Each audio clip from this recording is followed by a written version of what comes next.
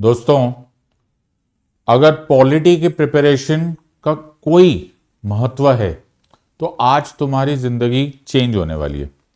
Yes, for UPSC prelims 2026 आज मैं तुम्हारे सामने एक मेजर राज का खुलासा करने वाला हूं।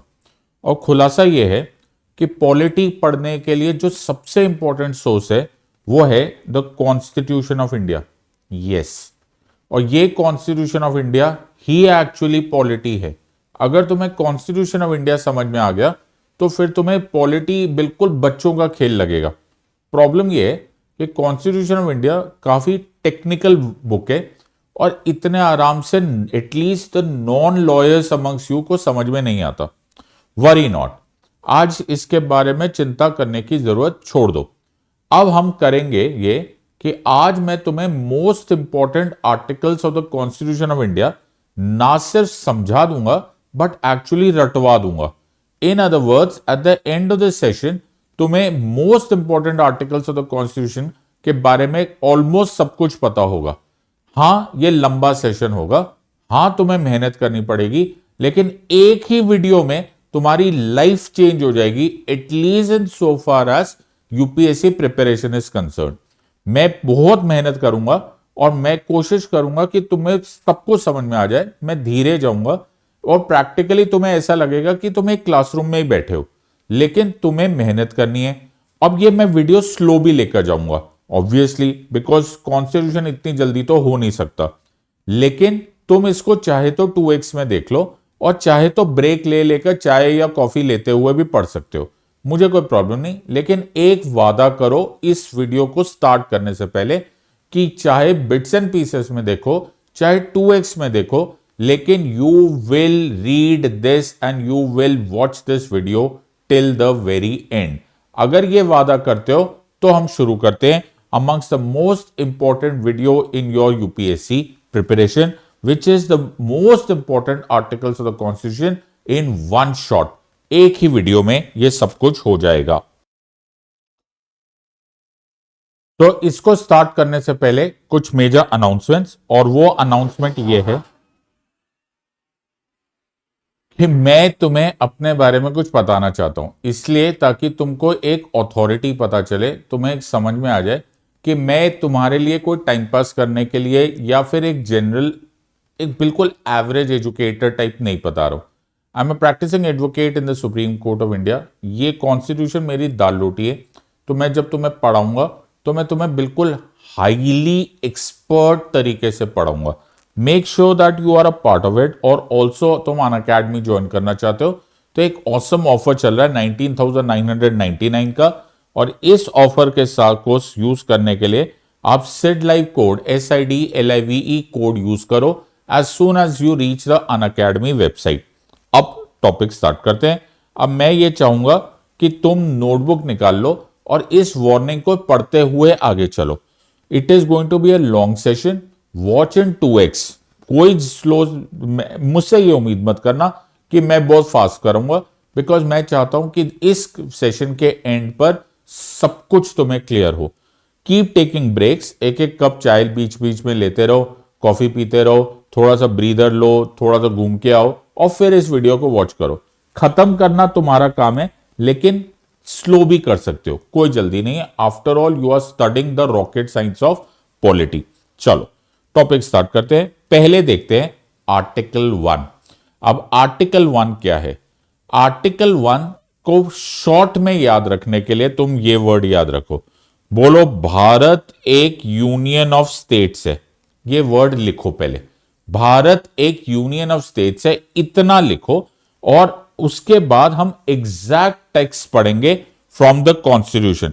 तो हमने कॉन्स्टिट्यूशन खोल लिया और हम कॉन्स्टिट्यूशन खोल के पढ़ेंगे, India that is Bharat shall be a union of states. एक बार पढ़ लो, अगर नहीं है कॉन्स्टिट्यूशन तो PDF भी मिलता है, और नहीं तो ये एक छोटी सी बुक जैसी है, इसको हैंडबुक जैसे बोल सकते हैं, और उसको एक कॉम्पैक्ट वर्ड में पढ़ लेते हैं। तो पहले वर्ड आएगा प्रीएम्बल और प्रीएम्बल के बाद आएगा, तो साथ में पढ़ते, ठीक है। सो यहां पे लिखा है India that is Bharat shall be a union of states. So इस वर्ड को, एक एक चीज को ध्यान रखना बड़ा जरूरी है। इंडिया वर्ड लिखा हुआ है, भारत वर्ड यूज किया हुआ है, और ये दोनों ही वर्ड्स याद रखे हुए।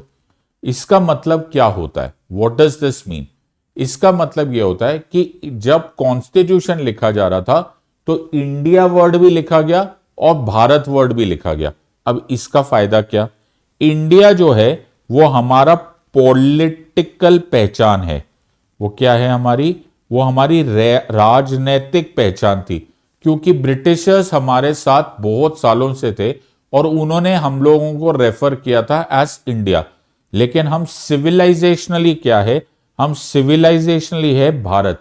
तो हमारी दोनों पहचान हो गई एक ही वर्ड में, और वर्ड था India, that is Bharat shall be a union of states. दूसरी बात यहां पे बोला गया था कि the states, union of states बोला है ना, स्टेट्स और उसकी टेरिटरीज, यानी कि उसके बॉर्डर्स क्या है, उसमें कौन सा पार्ट है, ये फर्स्ट शेड्यूल में लिखा हुआ है। कौन से शेड्यूल में लिखा हुआ है? फर्स्ट शेड्यूल में लिखा हुआ है। तो ये भी एक और एमसीक्यू आ जाता है कि कौन से शेड्यूल में लिखा होगा कि आंध्र प्रदेश की टेरिटरी क्या है, कौन से शेड्यूल में लिखा होगा कि महाराष्ट्र की टेरिटरी क्या है। ये सब कुछ लिखा होगा फर्स्ट शेड्यूल में। तीसरी चीज इसमें लिखी है कि इंडिया जो बना हुआ है वो तीन चीजों से बना हुआ है। एक बना हुआ है स्टेट से, एक बना हुआ है यूनियन टेरिटरी से, और ऐसी कोई भी टेरिटरी जो एक्वायर होगी। क्या वर्ड यूज किया? एक्वायर होगी। तो कल सपोज इंडियन आर्मी ने फैसला कर लिया कि यार लाहौर को इंडिया का पार्ट बना दिया जाए, वेरी गुड, अच्छा है, तो वो लाहौर का नाम भी अब फर्स्ट शेड्यूल में ऐड करना पड़ेगा। तो तीन चीजें क्या हो गई? India that is Bharat shall be a union of states. दूसरा बात इससे पता चलता है कि इंडिया की पॉलिटिकल पहचान को भी डाल दिया गया है और भारत यानी कि सिविलाइजेशनल आइडेंटिटी को भी डाल दिया गया है। स्टेट्स और उसकी टेरिटरीज जो है वो फर्स्ट शेड्यूल में मेंशन्ड है, और इंडिया जो बना हुआ है वो स्टेट्स, यूनियन टेरिटरीज और एक्वायर्ड टेरिटरी से बना हुआ है। तो मैं एक बार क्विकली पढ़ लेता हूं। Name and territory of the union, India that is Bharat shall B A union of states, states and territories thereof shall be those as specified in the first schedule. Territory of India shall comprise of territories of states, union territories and such other territories as may be acquired. हो गया? Done लिख दो। Done article 1। तो first article हो गया। ये बहुत common question है कि ये बार बार पूछा जाता है कि इंडिया के लिए फेडरेशन वर्ड यूज किया गया है कि इंडिया के लिए word union of states mention किया गया है। तो आप क्लियरली मेंशन कर देना कि जी कहीं फेडरेशन नहीं लिखा हुआ, यूनियन ऑफ स्टेट्स मेंशन किया हुआ है। एग्जैक्ट टेक्स्ट के लिए कॉन्स्टिट्यूशन खोलो और पढ़ लो। वैसे मैंने तुमको सारे के सारे बता दिए। यहां तक क्लियर हो गया? तो हमारा हो गया आर्टिकल 1 डन। अगला आर्टिकल पे चलते हैं। अगला आर्टिकल है नए स्टेट्स को, इसको याद करने के लिए ऐसे याद रखो, नए स्टेट्स को। ये याद रखने के लिए मैंने एक शॉर्ट फॉर्म में बनाया, फिर उसके बाद में तो मैं एग्जैक्ट टेक्स्ट पढ़ाऊंगा। आर्टिकल 2 बोलता है नए स्टेट्स को यूनियन में इंक्लूड करने का पावर पार्लियामेंट के पास है। अभी अभी मैंने एग्जाम्पल दिया तुमको। क्या एग्जाम्पल दिया? मैंने तुम्हें एग्जाम्पल दिया कि जी अगर मुझे किसी दिन दिल किया इंडियन आर्मी को कि लाहौर को इंडिया का पार्ट बना दिया जाए, चलो जी बना देंगे, वो तो इंडियन आर्मी कर देगी। लेकिन इंडियन आर्मी के ये काम करने के बाद पार्लियामेंट को भी कुछ करना पड़ेगा। पार्लियामेंट को लॉ पास करना पड़ेगा। लाइन क्या बात करोगे? Parliament by law. क्या मैंने बोला? Parliament by law will establish और admit new states into the union. Words क्या याद करना है? वर्ड्स है establish and admit new states into the union। Word याद रखना। यहां पर कॉन्स्टिट्यूशनल अमेंडमेंट नहीं लिखा, यहां लिखा है पार्लियामेंट बाय लॉ, और वर्ड क्या लिखा हुआ है? Establish and admit. चलो अब एग्जैक्ट वर्ड्स को लिख लेते। तो अभी आर्टिकल 2 पढ़ते। तो आर्टिकल 2 पढ़ते हैं एडमिशन और एस्टैब्लिशमेंट ऑफ न्यू स्टेट्स। मैंने दो वर्ड्स यूज किए, establish and admit. Establishment and admission of new states, Parliament may by law। Word क्या लिखा है? Parliament may by law admit into the union। और establish new state on such terms and condition as it thinks fit. याद रखना, constitutional amendment bill नहीं पास किया जाता, साधारण विधेयक ऑर्डिनरी बिल से यह काम हो जाएगा। सो अगर तुम्हें लाहौर को इंडिया का पार्ट बनाना है, टेंशन नहीं लेना, पार्लियामेंट बाय लॉ। और कौन सा आर्टिकल यूज करोगे? आर्टिकल यूज करोगे आर्टिकल 2। तो नए स्टेट्स को यूनियन में इंक्लूड करने का पावर किसके पास है जी? ये पावर पार्लियामेंट के पास है। So this is how you add to this. अब आर्टिकल 3 को समझो। देखो 2 समझ गए, अब 3 समझो। अभी हमने बोला एडमिट और establish new states into the union. ये मैं लाहौर को अंदर ला रहा हूं, मैं ये किसी और पार्ट को इंडिया में ला रहा हूं, तो कौन सा आर्टिकल लग रहा है? तो अब लग रहा है आर्टिकल 2। लेकिन अगर मुझे उत्तर प्रदेश में से उत्तराखंड को अलग करना है, या मुझे बिहार में से झारखंड को अलग करना है, या मुझे आंध्र और तेलंगाना को अलग करना है, या मुझे पंजाब और हरियाणा को अलग करना है, या किसी स्टेट की बाउंड्री बढ़ानी है, घटानी है, कुछ भी करना है जो एग्जिस्टिंग स्टेट है, तो हम लोगों को चाहिए होता है आर्टिकल 3।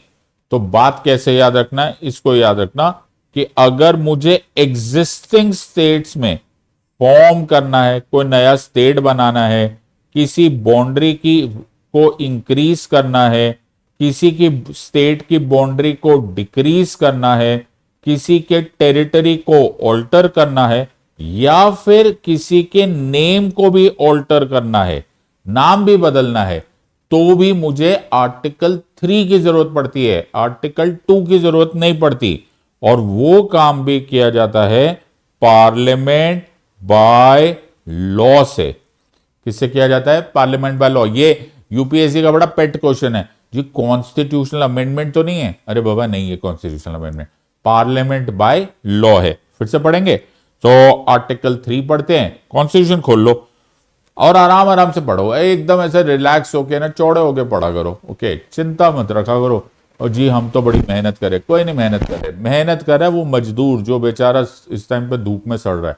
तुम्हारा क्या है? तुम की पढ़ाई करो आराम से, भगवान ने मौका दिया है, पढ़ो अच्छे से पढ़ो, पढ़ा भी रहे हैं, पढ़ भी रहे हैं, आराम से बिंदास पढ़ना।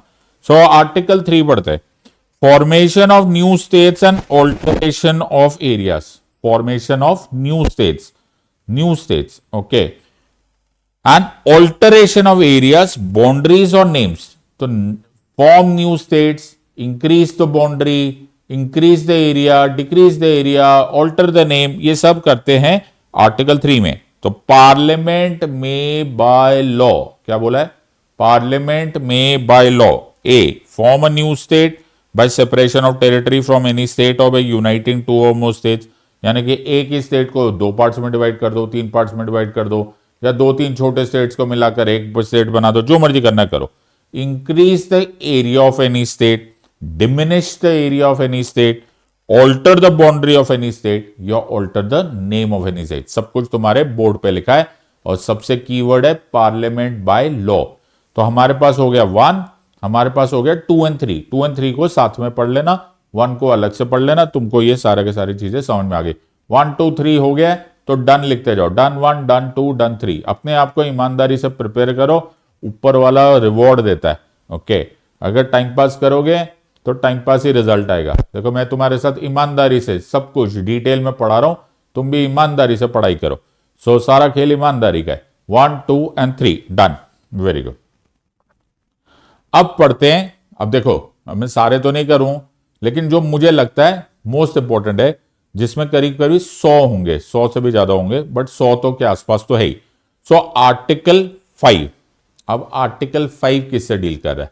आर्टिकल 5 डील कर रहा है सिटीजनशिप से। लेकिन कौन सी सिटीजनशिप, कौन सी नागरिकता? एग्जैक्टली उस दिन की नागरिकता जिस दिन मेरा कॉन्स्टिट्यूशन कमेंस हुआ था, स्टार्ट हुआ था। यानी कि 26 जनवरी 1950 को कौन कौन इंडिया का सिटीजन होगा। इसलिए क्या लिखा हुआ है? कॉन्स्टिट्यूशन के कमेंसमेंट पर इंडिया का कौन सिटीजन होगा। कमेंसमेंट मतलब शुरुआत। 26 जनवरी 1950 को देश का सिटीजन कौन कौन होगा, इंडिया का सिटीजन कौन कौन होगा। चलो जी, अब इसका आंसर भी थोड़े से पॉइंट्स बता देता हूं। तो तुम्हारे को अगर 26 जनवरी को सिटीजन बनना है तो तुम्हारे पास होना चाहिए डोमिसाइल। अब डोमिसाइल क्या होता है? बहुत सारे लोगों को डोमिसाइल वर्ड से ऐसा लगता है कि डोमिसाइल का मतलब ये हो गया कि जी हम वहां पर रह रहे। हाँ, रह तो रहे हो, लेकिन रिहाइश तो एक इंसान की बहुत सारी जगहों पे हो सकती है। जैसे इमेजिन कि मेरा एक घर दिल्ली में है, मेरा एक घर बॉम्बे में है, मेरा एक घर लखनऊ में है, मेरा एक घर देहरादून में है। अब मेरे पास 4 घर है और मैं चारों घर में कभी 1 महीना रहता हूं, कहीं कहीं 2 महीना रहता हूं, एटसेट्रा। लेकिन मेरा ये सब रिहाइश है, रेजिडेंस है। लेकिन मेरा इनमें से कोई एक डोमिसाइल होगा। डोमिसाइल मतलब जिसको मैं अपना घर, परमानेंट घर मानता हूं। तो मैं अपना आधार कार्ड का भी एड्रेस वहां पे रखवा दूंगा, पासपोर्ट भी वहां रख दूंगा। कुछ और बहुत सारे फीचर्स होते हैं, किसी किसी स्टेट में कुछ स्पेशल नियम भी होते हैं कि 7 साल रहेंगे, जमीन लोगे, एटसेट्रा। एनी विच वेज मैंने यहां पे जो वर्ड यूज किया वो है डोमिसाइल। तो मेरे पास डोमिसाइल होना चाहिए, राइट। नंबर 2, ये आर्टिकल 5 की बात है। तो आर्टिकल 5 कब स्टार्ट होगा? आर्टिकल 5 विल स्टार्ट एट 26 जनवरी 1950। अब वर्ड सुनो। तो यहां पर क्या लिखा हुआ है? Citizenship at the commencement of the constitution. At the commencement of this constitution, every person who has his domicile domicile in the territory of India। अब इसमें ऐड करो 3 कंडीशन। या तो he was born in India, उसका जन्म हुआ India में, या फिर आइदर उसके पापा या मम्मी का जन्म हुआ इंडिया में, या फिर वो इंडिया में पिछले 5 साल से एक साधारण ऑर्डिनरी रेजिडेंस रह रहा था जब 26 जनवरी 1950 आया। सोच समझ के आंसर दो, भाग दौड़ मत करो, try and understand this part. So article 5 उनके लिए है जो 26 जनवरी 1950 को क्या वो सिटीजन माने जाएंगे या नहीं माने जाएंगे। तो उसके पास पहली कंडीशन होनी चाहिए कि भाई तेरे पास डोमिसाइल होना चाहिए। ठीक है जी, डोमिसाइल हो गया। अब उसके बाद 3 में से एक कंडीशन होना चाहिए, या तो उसका जन्म अनडिवाइडेड इंडिया में, अनडिवाइडेड इंडिया, इंडिया नहीं बोलो, अनडिवाइडेड इंडिया, यानी कि वो इंडिया जो गवर्नमेंट ऑफ इंडिया एक्ट 1935 में मेंशन्ड है उस इंडिया में जन्म हुआ होना चाहिए। चलो जी, ये नहीं हुआ तो कोई बात नहीं। हो सकता है उसके आइदर पेरेंट्स यानी कि पापा या मम्मी का जन्म अनडिवाइडेड इंडिया में हुआ, वेरी गुड। या फिर वो भी नहीं हुआ, ऑर्डिनरी रेजिडेंट, साधारणतः वो 1945, कम से कम 1945 से हमारे देश में यानी कि अनडिवाइडेड इंडिया में रह रहा था, तब हम उसको ऑटोमेटिक सिटीजनशिप दे देंगे। Under which article? Under article 5। तो ये ऑटोमेटिक सिटीजनशिप है on the basis of domicile and ये 3 कंडीशन। तो ये हो गया आर्टिकल 5। तो एक बार मैं पढ़ दूं। तो यहां पे लिखा है citizenship at the commencement of the constitution. At the commencement of the constitution, every person who has his domicile in the territory of India and who was born in the territory of India, or either of whose parents were born in territory, either of whose parents were born in the territory of India, or who has been ordinary resident in the territory of India for not less than 5 years immediately preceding such commencement shall be a citizen of India। सब कुछ बता रहा हूं, तो मुझे याद है, लेकिन मैं तुम्हें सिंप्लीफाई करके ये चाहता हूं कि तुम भी इसको रटो मत। अब मुझे याद इसलिए हो जाता है क्योंकि हम लोग लॉयर्स हैं, हम लोग प्रैक्टिसिंग लॉयर है, तो हमें याद हो जाता है। तुम एग्जैक्टली मत याद करो, लेकिन एसेंस पकड़ लो, ठीक है। चलो अब चलते हैं आर्टिकल 6। अब तुम्हें भी मालूम है कि जब हमारा देश आजाद हुआ तो इतने आसानी से आजाद नहीं हुआ, बिकॉज पार्टीशन हुआ, और एक बहुत ही वायलेंट और ब्लडी पार्टीशन हुआ। बहुत सारे लोग पाकिस्तान से रेफ्यूजीज बनकर माइग्रेट करके इंडिया की तरफ आए। तो वो जो आए उनको भी तो सिटीजनशिप देनी थी, तो उनको सिटीजनशिप देने का नियम था आर्टिकल 6 में, जो पाकिस्तान से इंडिया की तरफ आए, that is as a result of partition. तो अब हम देखेंगे आर्टिकल 6। अब इसमें एक तारीख बता देते हैं। तो तारीख इज 19 जुलाई 1948। कौन सी तारीख याद रखोगे? तारीख याद रखोगे 19 जुलाई 1948। क्यों भाई ये तारीख क्यों याद रखना है? अगर तो वो पर्सन मतलब जो पाकिस्तान से इंडिया की तरफ आए, अगर वो 19 जुलाई 1948 से पहले आ गए, बिफोर आ गए, तो कोई टेंशन ही नहीं, उनको आते ही ऑटोमेटिक सिटीजनशिप मिल जाएगी। राइट, समझ में आया? 19 जुलाई 1948 से पहले आ गए तो भाई तुम्हें आते ही सिटीजनशिप लोगे मुबारक हो, तुम देश के सिटीजन बन गए इंडिया के। लेकिन अगर तुम 19 जुलाई 1948 के बाद में आए, आफ्टर 19 जुलाई 1948 के बाद पहुंचे, तो तुम्हें यहां पर 6 महीना इंतजार करना पड़ेगा। 6 महीने के बाद तुम्हारा नाम एक अथॉरिटी अपने रजिस्टर में डालेगी, फिर तुम्हें सिटीजनशिप मिलेगी। Simple as that. सो ये सब उनके ऊपर लागू है जो कि पर्सन्स ऑफ इंडियन ओरिजिन होंगे। इन अदर वर्ड्स, वो पर्सन ऐसा होगा जो कि या तो वो या उसके पेरेंट्स गवर्नमेंट ऑफ, या फिर grand parents government of India act 1935 वाले अनडिवाइडेड इंडिया में रहते थे। तो अब मेरे दादाजी है, ओके, मेरे दादाजी का जन्म government of India act of 1935 वाले अनडिवाइडेड इंडिया में हुआ होगा। वो पाकिस्तान में थे जब पार्टीशन हुआ, तो वो इंडिया आए होंगे। इंडिया आए होंगे तो मुझे तो इतना याद नहीं, मैंने पूछा नहीं, लेकिन 19 जुलाई 1948 से पहले आ गए होंगे तो ऑटोमेटिक सिटीजनशिप मिल जाएगी, और 19 जुलाई 1948 के बाद आएंगे तो उनको सिटीजनशिप 6 महीना रुक के होगी। एक बार पढ़ लेते हैं आर्टिकल 6। सो आर्टिकल 6 बोलता है rights of citizenship of certain persons who have migrated to India from Pakistan.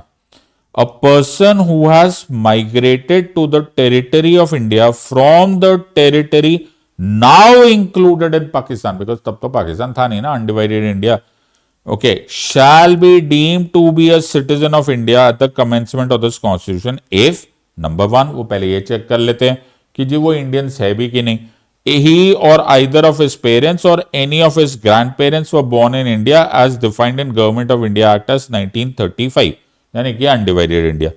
फिर तारीख आती है in case where such person has migrated before the 19th day of July 1948।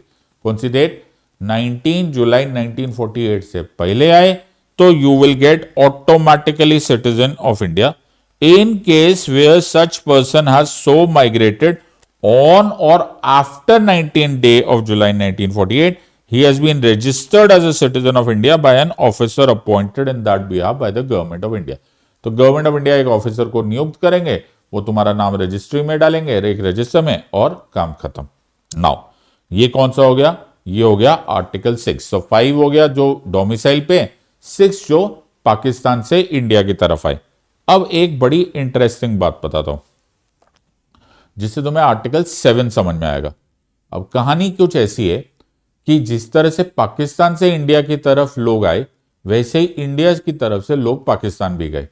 जब वो पाकिस्तान पहुंचे तो उनको समझ में आया भाई कहां फंस गए, यहां नहीं है, ये तो ऐसे ही तुमको हवाई दिखा दिया गया था, कोई सपनों का पाकिस्तान बना दिया गया था, कुछ है नहीं वहां पर।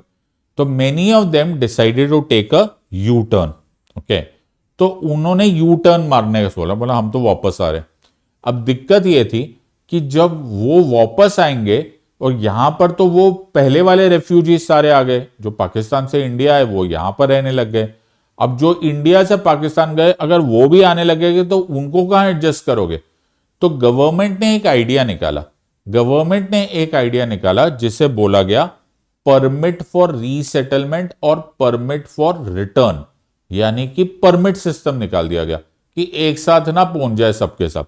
अब जब वो परमिट सिस्टम से वापस आएंगे तब उनको फिर से सिटीजनशिप देनी पड़ेगी।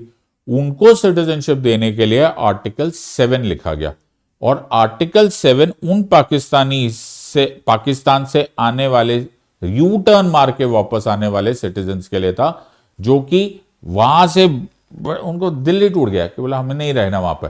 तो उनको आने के लिए वैसे ही आते ही पहले 6 महीना यहां रहो, फिर उसके बाद तुम्हारा नाम रजिस्टर में डाला जाएगा, और फिर रजिस्टर में डाल के तुम्हें सिटीजनशिप दे दी जाएगी। तुम नोटिस करो अभी अभी जो हमने आर्टिकल 6 का सेकेंड पार्ट किया था, ये करीब करीब वैसा ही था। So let me explain this to you. तो आर्टिकल 7 पढ़ते हैं। आर्टिकल 7 का चला गया, ओके। तो article says rights of citizenship of certain migrants to Pakistan. अब ध्यान से सुनना। A person who has after the day of 1st March 1947 migrated from Pakistan to India shall not be deemed to be a citizen of India. This article, nothing in this article shall apply to a person who has after having so migrated to the territory now included Pakistan has returned to the territory of India under a permit for resettlement or permanent return or by or under any authority for law। और इसको वैसे ही deal किया जाएगा, इसको वैसे ही deal किया जाएगा जैसे कि आर्टिकल 6 के सेकेंड पार्ट वाले को किया जाएगा, यानी कि 6 मंथ्स तो इसको यहां पर रखा जाएगा, अदरवाइज इसको कोई सिटीजनशिप नहीं है। तो यहां जो तारीख याद रखनी है वो तुमने याद रखनी है 1 मार्च 1947। क्या बोला गया इस तारीख में? बोला जो पाकिस्तान की तरफ रवाना हो गया, सुनो मेरी बात, जो पाकिस्तान की तरफ रवाना हो गया आफ्टर 1 मार्च 1947 वो इंडियन सिटीजन नहीं है, वो इंडियन सिटीजन नहीं है अनलेस एंड अनटिल वो परमिट फॉर सेटलमेंट से वापस इंडिया आए, फिर 6 महीना इंडिया रहे, फिर उसका नाम रजिस्टर में डाला जाए और उसके बाद ही उसको हम सिटीजन बनाएंगे।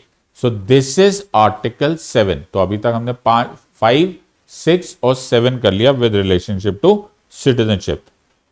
तो पहले तो अब तक जितने हो गए वही लिखते चले जाओ। तो हमने 1 कर लिया, 2 कर लिया, 3 कर लिया, 5 कर लिया, 6 कर लिया, 7 कर लिया। अब देखते हैं आर्टिकल 8 के बारे में। अब सोचो कि उस टाइम पर जब कमेंसमेंट ऑफ द कॉन्स्टिट्यूशन हो रहा था उस समय कुछ तो ऐसे भी लोग होंगे ना जो इंडिया और पाकिस्तान जो ये एरिया है, सब कॉन्टिनेंटल एरिया है, यहां रह ही नहीं रहे थे। हो सकता है वो उस टाइम पर कनाडा में रह रहे हो सकता है उस टाइम पर वो ऑस्ट्रेलिया में हो सकता है उस टाइम पर वो लंदन में ही बैठे हो, वो तो कहीं भी सकता है। सामान्य तौर पर वो कहीं भी रह रहे होंगे। अब उनको सिटीजनशिप कैसे दोगे? उसके लिए आर्टिकल 8 लिखा गया। सो आर्टिकल 8 उनके लिए डील किया गया जो उस टाइम पर अब्रॉड रह रहे थे। देखो ये है याद रखने का तरीका, ये इससे तुम याद रख सकते हो। एग्जैक्ट टेक्स्ट तुम पढ़ना है तो पढ़ लो, नहीं तो जो मैं सिंपल वे में बता रहा हूं उसके पॉइंट्स बना लो, तुम्हें फिर उससे ज्यादा एमसीक्यू करने की जरूरत नहीं है। सो ये उनके ही पॉइंट है, उनको कोई खास मेहनत नहीं करनी पड़ेगी। जिस भी कंट्री में हो, जिस भी कंट्री में हो, तुम ऑस्ट्रेलिया में बैठे हुए हो, तुम लंदन में बैठे हुए हो, तुम यूएसए में बैठे हुए हो, कहीं भी बैठे हुए हो, तुम वहां जहां भी बैठे हुए हो वहां पर हमारे कॉन्सुलेट में चले जाना या फिर हमारी एम्बेसी में चले जाना। वहां जाओ और वहां पर अपना नाम रजिस्टर कर दो, तुम इंडिया के सिटीजन बन जाओगे। प्लीज याद रखना ये सब का सब हो रहा है 26 जनवरी 1950 तक की कहानी। हमारे कॉन्स्टिट्यूशन में जो सिटीजनशिप से लेना देना लिखा हुआ है वो केवल 26 जनवरी 1950 तक लिखा हुआ है। सो मैं आर्टिकल 8 पढ़ लेता हूं अब। तो यहां लिखा है notwithstanding anything in article 5 any person who or either whose parents or grandparents were born in India as defined in government of India act 1935। ये बात हमेशा याद रखना, हम सब कुछ वो अनडिवाइडेड इंडिया वालों की बात करें, right. And who is ordinary resident in any country outside India as so defined. Ordinary resident outside India, right? And outside India as so defined shall be deemed to be a citizen of India if he is registered as a citizen of India by the diplomatic or consular representative in that country. खत्म। तो अपना नाम जाओ वहां पर लिखवा दो, consulate या डिप्लोमैट रिप्रेजेंटेटिव जो है उसको बोलो जी मैं इंडिया या अनडिवाइडेड इंडिया में पैदा हुआ, या मेरे पेरेंट्स अनडिवाइडेड इंडिया में पैदा हुए, या मेरे ग्रैंड पेरेंट्स अनडिवाइडेड इंडिया में पैदा हुए, और जी मेरा नाम ना डाल दो सिटीजनशिप में, मेरा काम खत्म। तो ये हो गया 5, 6, 7, 8। 5 डोमिसाइल से याद रख लेना, 6 जो पाकिस्तान से इंडिया आए, 7 जो इंडिया वापस रिटर्न किए after leaving to Pakistan after 1 March 1947, और आर्टिकल 8 जो कि सामान्य तौर पे कहीं और रह रहे थे। चलो जी नेक्स्ट, अब है आर्टिकल 9। अब आर्टिकल 9, अब हमारे खिलाड़ी साहब के बारे में तो आप जानते ही हो। ऐसा सुनने में आया था कि एक समय पे इन्होंने कनाडा की सिटीजनशिप ले ली थी। अब इससे होता क्या है, अगर आप जानबूझकर किसी भी कंट्री की सिटीजनशिप ले लो तो तुम्हारे हमारे देश की सिटीजनशिप ऑटोमेटिकली लूज कर बैठते हो। ये कहां लिखा हुआ है? ये लिखा हुआ है आर्टिकल 9 में। तो यहां क्या लिखा है? दूसरे देश की सिटीजनशिप लेने पर इंडियन सिटीजनशिप खत्म खत्म ऑटोमेटिकली टर्मिनेट हो जाती है। ये लिखा हुआ है आर्टिकल 9 में, बिल्कुल। सो आर्टिकल 9 क्या बोलता है? पर्सन्स वॉलंटरली एक्वायरिंग, वर्ड समझो, मैंने क्या बोला? Person voluntarily acquiring citizenship of a foreign state and not to be citizens. So, no person shall be citizen of India by the virtue of 5 or 6 or 8 if he has voluntarily acquired the citizenship of any foreign state. तो जैसे ही तुम किसी और state की, किसी भी country की, तो इसका मतलब क्या हुआ कि हमारे यहां पे डुअल सिटीजनशिप नहीं एक्सेप्टेबल है। बहुत सारी कंट्रीज अलाउ करती है कि वो उस कंट्री के भी सिटीजनशिप रहो और दूसरे की भी ले लो। इंडिया में ऐसा नहीं होता। तो खिलाड़ी कुमार साहब को अगर कनाडा की सिटीजनशिप चाहिए तो इंडिया की छोड़नी पड़ेगी। फिर अभी खबर ये आई है कि उन्होंने कनाडा की सिटीजनशिप वापस छोड़ दी और इंडिया की सिटीजनशिप वापस पा ली, क्योंकि इंडिया में केवल तुम इंडिया के सिटीजनशिप रहोगे या होता है इंडियन सिटीजनशिप। अब आर्टिकल 10, ये बड़ा इंटरेस्टिंग है। आर्टिकल 10 ये बात बोलता है कि तुम एक बार सिटीजन ऑफ इंडिया हो गए ना, तो अनलेस एंड अनटिल तुम डिस्क्वालिफाइड हो तब तक तुम्हें कोई अपनी सिटीजनशिप रिन्यू नहीं करनी पड़ेगी। हां, अगर सरकार को ऐसा लगे कि कुछ इलीगैलिटी है या तुमने कुछ गड़बड़ की है तो तुम्हारे पास नोटिस आएगा, तुम्हें उनको जवाब देना। बट जब तक ऐसा कुछ नहीं हुआ है कि तुम पर कोई सवाल उठाया जाए तब तक रिलैक्स करो। तुम्हें जाके अपनी सिटीजनशिप रिन्यू नहीं करनी। जैसे हमें ड्राइविंग लाइसेंस को रिन्यू करना पड़ता है, तुम्हें यह इसका नहीं रिन्यू करना। एग्जिस्टिंग सिटीजन्स के राइट्स कंटिन्यू करते हैं। You are a deemed citizen.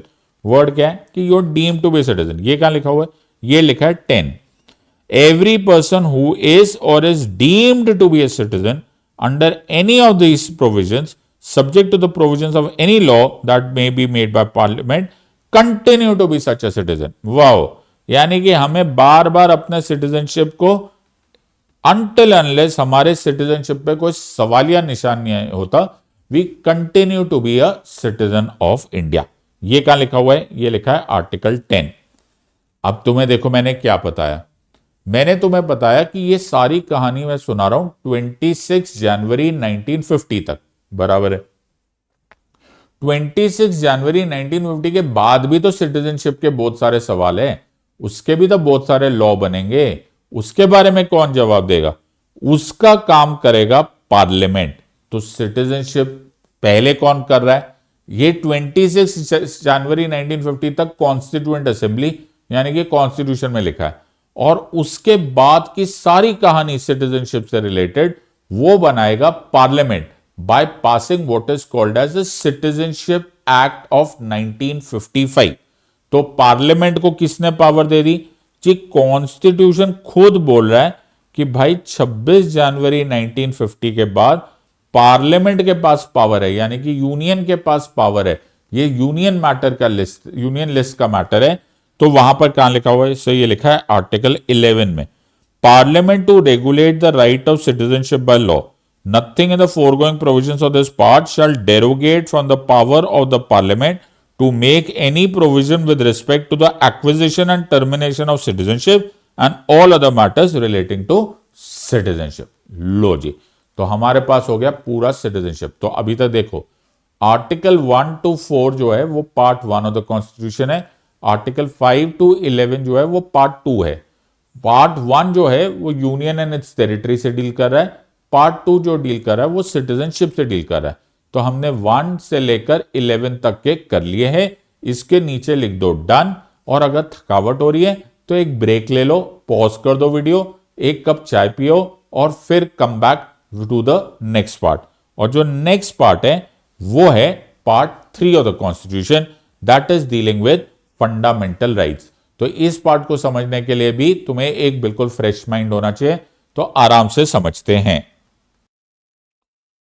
तो जब हम लोग फंडामेंटल राइट्स की बात करते हैं तो हम लोग पढ़ रहे हैं आर्टिकल 12 से लेकर आर्टिकल 35 तक।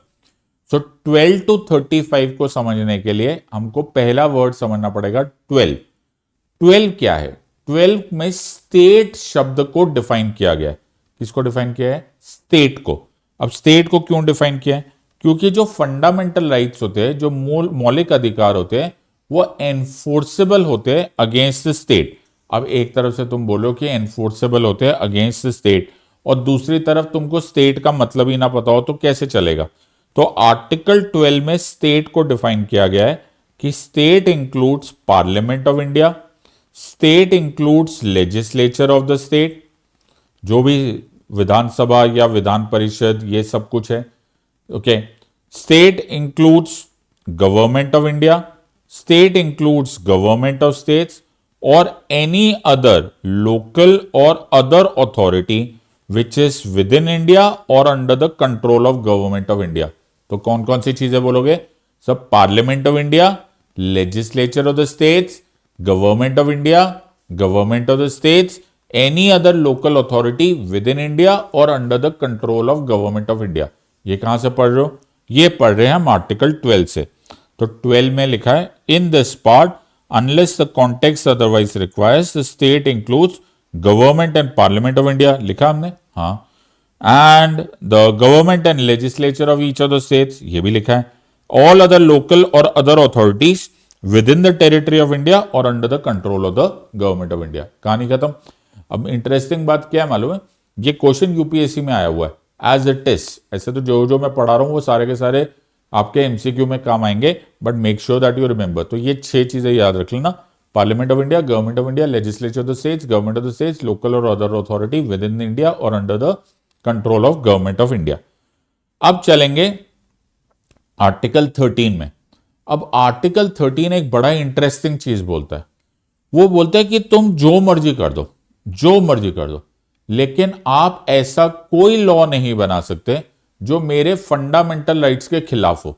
और अगर पार्लियामेंट ने ऐसा कोई ऑर्डर लॉ बनाया या गवर्नमेंट ने ऐसा कोई ऑर्डर पास किया या कोई ऐसा एक्शन किया, तो उसको सुप्रीम कोर्ट या हाई कोर्ट अपनी न्यायिक समीक्षा यानी कि जुडिशियल रिव्यू की पावर्स यूज करके इलीगल यानी कि असंवैधानिक डिक्लेयर कर देंगे, नल एंड वॉइड डिक्लेयर कर देंगे। तो ये कहां लिखा हुआ है? ये लिखा हुआ है आर्टिकल 13 में। तो अगर तुम थोड़ा सा सोचोगे तो ये एक्चुअली डिस्क्राइब कर रहा है the power of judicial review, न्यायिक समीक्षा को डिस्क्राइब कर रहा है आर्टिकल 13। तो आर्टिकल 13 बोलता है, इन अ वे आर्टिकल 13 डिस्क्राइब कर रहा है what is called as doctrine of judicial review. इस विचार को डिस्क्राइब कर रहा है कि जी जुडिशियल रिव्यू नाम की कोई चीज होती है। तो क्या होते हैं जुडिशियल रिव्यू? जुडिशियल रिव्यू मतलब पावर ऑफ द कोर्ट्स। समझने की कोशिश करो, it is the power of the courts to say कि ये लॉ हो, ये ऑर्डर हो, ये एक्शन है, ये नल एंड वॉइड है, ये अल्ट्रा वायरस है, ये अनकॉन्स्टिट्यूशनल है। ये क्या लिखा हुआ है? ये लिखा है आर्टिकल 13 में। वैसे तो बहुत लंबा सा आर्टिकल है, लेकिन मैं फिर भी यहां पर आर्टिकल 13 का सब क्लॉज 2 पढ़ देता हूं जस्ट फॉर योर अंडरस्टैंडिंग। ये बोलते हैं the state shall not make any law which takes away or abridges the rights conferred by this part, and any law made in contravention to the extent of the contravention will be void. In other words, जी अब तुम fundamental right को touch मत करना। अब इसमें एक और बात याद रखना, लॉ का मतलब बहुत बड़ा होता है। इसमें लॉ में ऑर्डिनेंस भी आता है, ऑर्डर्स भी आता है, रूल्स भी आते हैं, बायलॉज भी आते हैं, नोटिफिकेशंस भी आती है, कस्टम्स और यूजेजेस भी आती है, which are having the force of law in the territory of India. तो सपोज कल सरकार कोई ऐसा सर्कुलर निकाल दे जिससे तुम्हारा कोई फंडामेंटल राइट वायोलेट हो जाए, तो क्या तुम छोड़ दोगे? ना, हम जाएंगे सुप्रीम कोर्ट, हम जाएंगे हाई कोर्ट। कोई ऐसी रेगुलेशन आ जाए, अभी अभी बीच में यूजीसी का आया था, तो वो यूजीसी एक रेगुलेशन थी, तो तुम पहुंच गए ना सुप्रीम कोर्ट कि नहीं नहीं, ये तो आर्टिकल 15 की वायोलेशन है, 14 की वायोलेशन है। तो वो क्या है? वो आर्टिकल 13 की पावर है of judicial review. So article 12 state, article 13 ये बात बता रहा है कि आप कोई ऐसा लॉ नहीं बना सकते। तो law is a very broad word. 12 खत्म, 13 खत्म। एक बार आराम से बैठकर चाय पीते पीते आर्टिकल 13 पूरा धीरे धीरे पढ़ लेना, तुमको रियलाइज होगा कि मैंने तुमको बिना टेंशन दिए ही उसके सारे के सारी समरी और एसेंस समझा दिया। बट एक बार पढ़ लेना फुर्सत में, कोई टेंशन नहीं। Next is article 14। ओके, सब लोग कानून के आगे इक्वल है, इस तरह से तुम याद रख सकते हो। कुछ कुछ फोटोग्राफ से तुम्हें समझ में आएगा। अमीर हो, गरीब हो, ताकतवर हो, पावरलेस हो, कोई फर्क नहीं पड़ता। Equality before law and equal protection of laws within the territory of India. So दो वर्ड्स है। दो वर्ड्स क्या है? एक ये है कि हमारे पास है इक्वालिटी बिफोर लॉ, यानी कि लॉ की निगाहों में चाहे तुम ताकतवर हो चाहे कमजोर हो, तुम सब इक्वल हो। दूसरा word is equal protection of loss. Equal protection of loss कहता है कि रीजनेबल डिस्क्रिमिनेशन और रीजनेबल क्लासिफिकेशन करना अलाउड है। Let me give you an example. Suppose एक छोटा सा बच्चा है, एक 5 साल का बच्चा है, और उस 5 साल के बच्चे के पास गलती से पापा जी की गन आ गई। ओके, पापा जी ने अपनी गन रखी हुई थी। अब उस बच्चे को लगा वो टॉय है, तो उसने बच्चे ने वो गन उठाई और उठाकर किसी को गोली मार दी, बेचारा वो बंदा मर गया।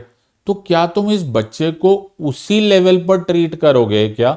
उसी तरह की सजा दोगे क्या जो कि एक एडल्ट को दोगे जिसने कि सच में एक गन लेकर बड़ी नीयत के साथ सामने वाले को गोली मारी होगी? Obviously answer is no. तो यहां पर कॉन्सेप्ट आ जाता है इक्वल प्रोटेक्शन ऑफ लॉस, और इसीलिए आपने रीजनेबल क्लासिफिकेशन की। सो हमारे पास कॉन्सेप्ट आ गया है दो। कौन कौन से?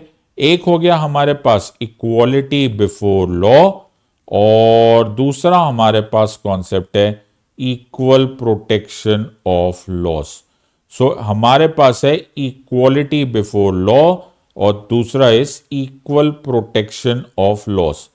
अब इक्वालिटी बिफोर लॉ यूके का यानी कि इंग्लिश लॉ का कॉन्सेप्ट है, और equal protection of loss American law का कॉन्सेप्ट है। ये नेगेटिव है बिकॉज इसमें बोला गया किसी तरह का भेदभाव मत करना, और ये पॉजिटिव है बिकॉज इसमें बोला है बुद्धि यूज करो, लॉजिक यूज करो, इंटेलिजिबल डिफरेंशिया यूज करो और रीजनेबल क्लासिफिकेशन करो। छोटे बच्चे को वही सजा मत दे दो जो एक एडल्ट को देते हो। उसी तरह से कहीं कहीं स्पेशल लॉज भी बनाने पड़ते हैं, जैसे scheduled caste and scheduled tribe prevention of atrocities act 1989।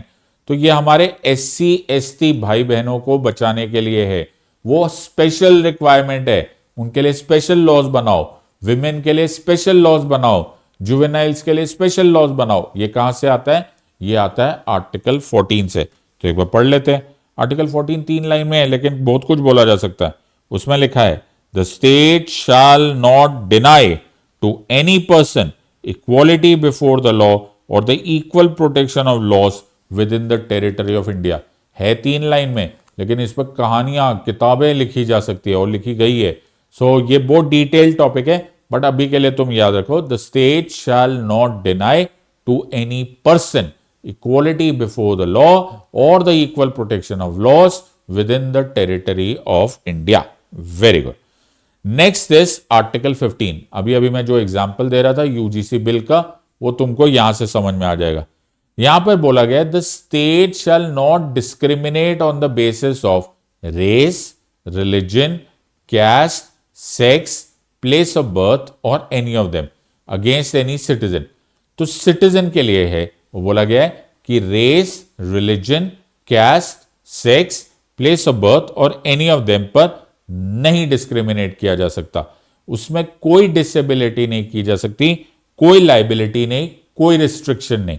तो मैं तुम्हें यहां पर वर्ड्स लिख देता हूं। जो तुम्हें याद रखने हैं। कौन कौन से ग्राउंड पे मना है? रेस पे मना है, रिलीजन पे डिस्क्रिमिनेशन मना है, कैस्ट पे मना है, सेक्स पे मना है और प्लेस ऑफ बर्थ पे मना है।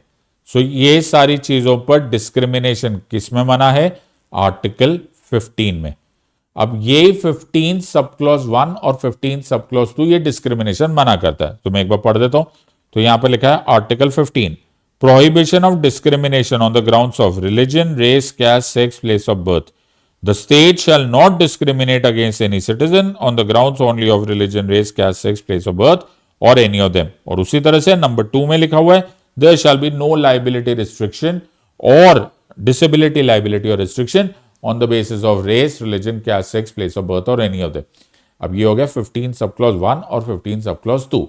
लेकिन इसी में एक 15 सब क्लॉज 3 भी है जो बड़ा इंटरेस्टिंग है, जो ये बात बोलता है कि विमेन और चिल्ड्रन के लिए स्पेशल लॉज बनाए जा सकते हैं। बाकी सब पे नहीं कर सकते, लेकिन विमेन और चिल्ड्रन पर स्पेशल लॉज बनाए जा सकते हैं। तो क्या विमेन के लिए हमने स्पेशल लॉज बनाए हुए हैं? हाँ, तुमने मालूम है जितने भी दहेज विरोधी कानून है, डाउरी प्रोहिबिशन एक्ट, उसी तरह से डोमेस्टिक वायलेंस एक्ट, या फिर बच्चों के, या फिर जुवेनाइल लॉज, ये सारे के सारे स्पेशल लॉज है। तो ये कहां से अलाउड हो गए?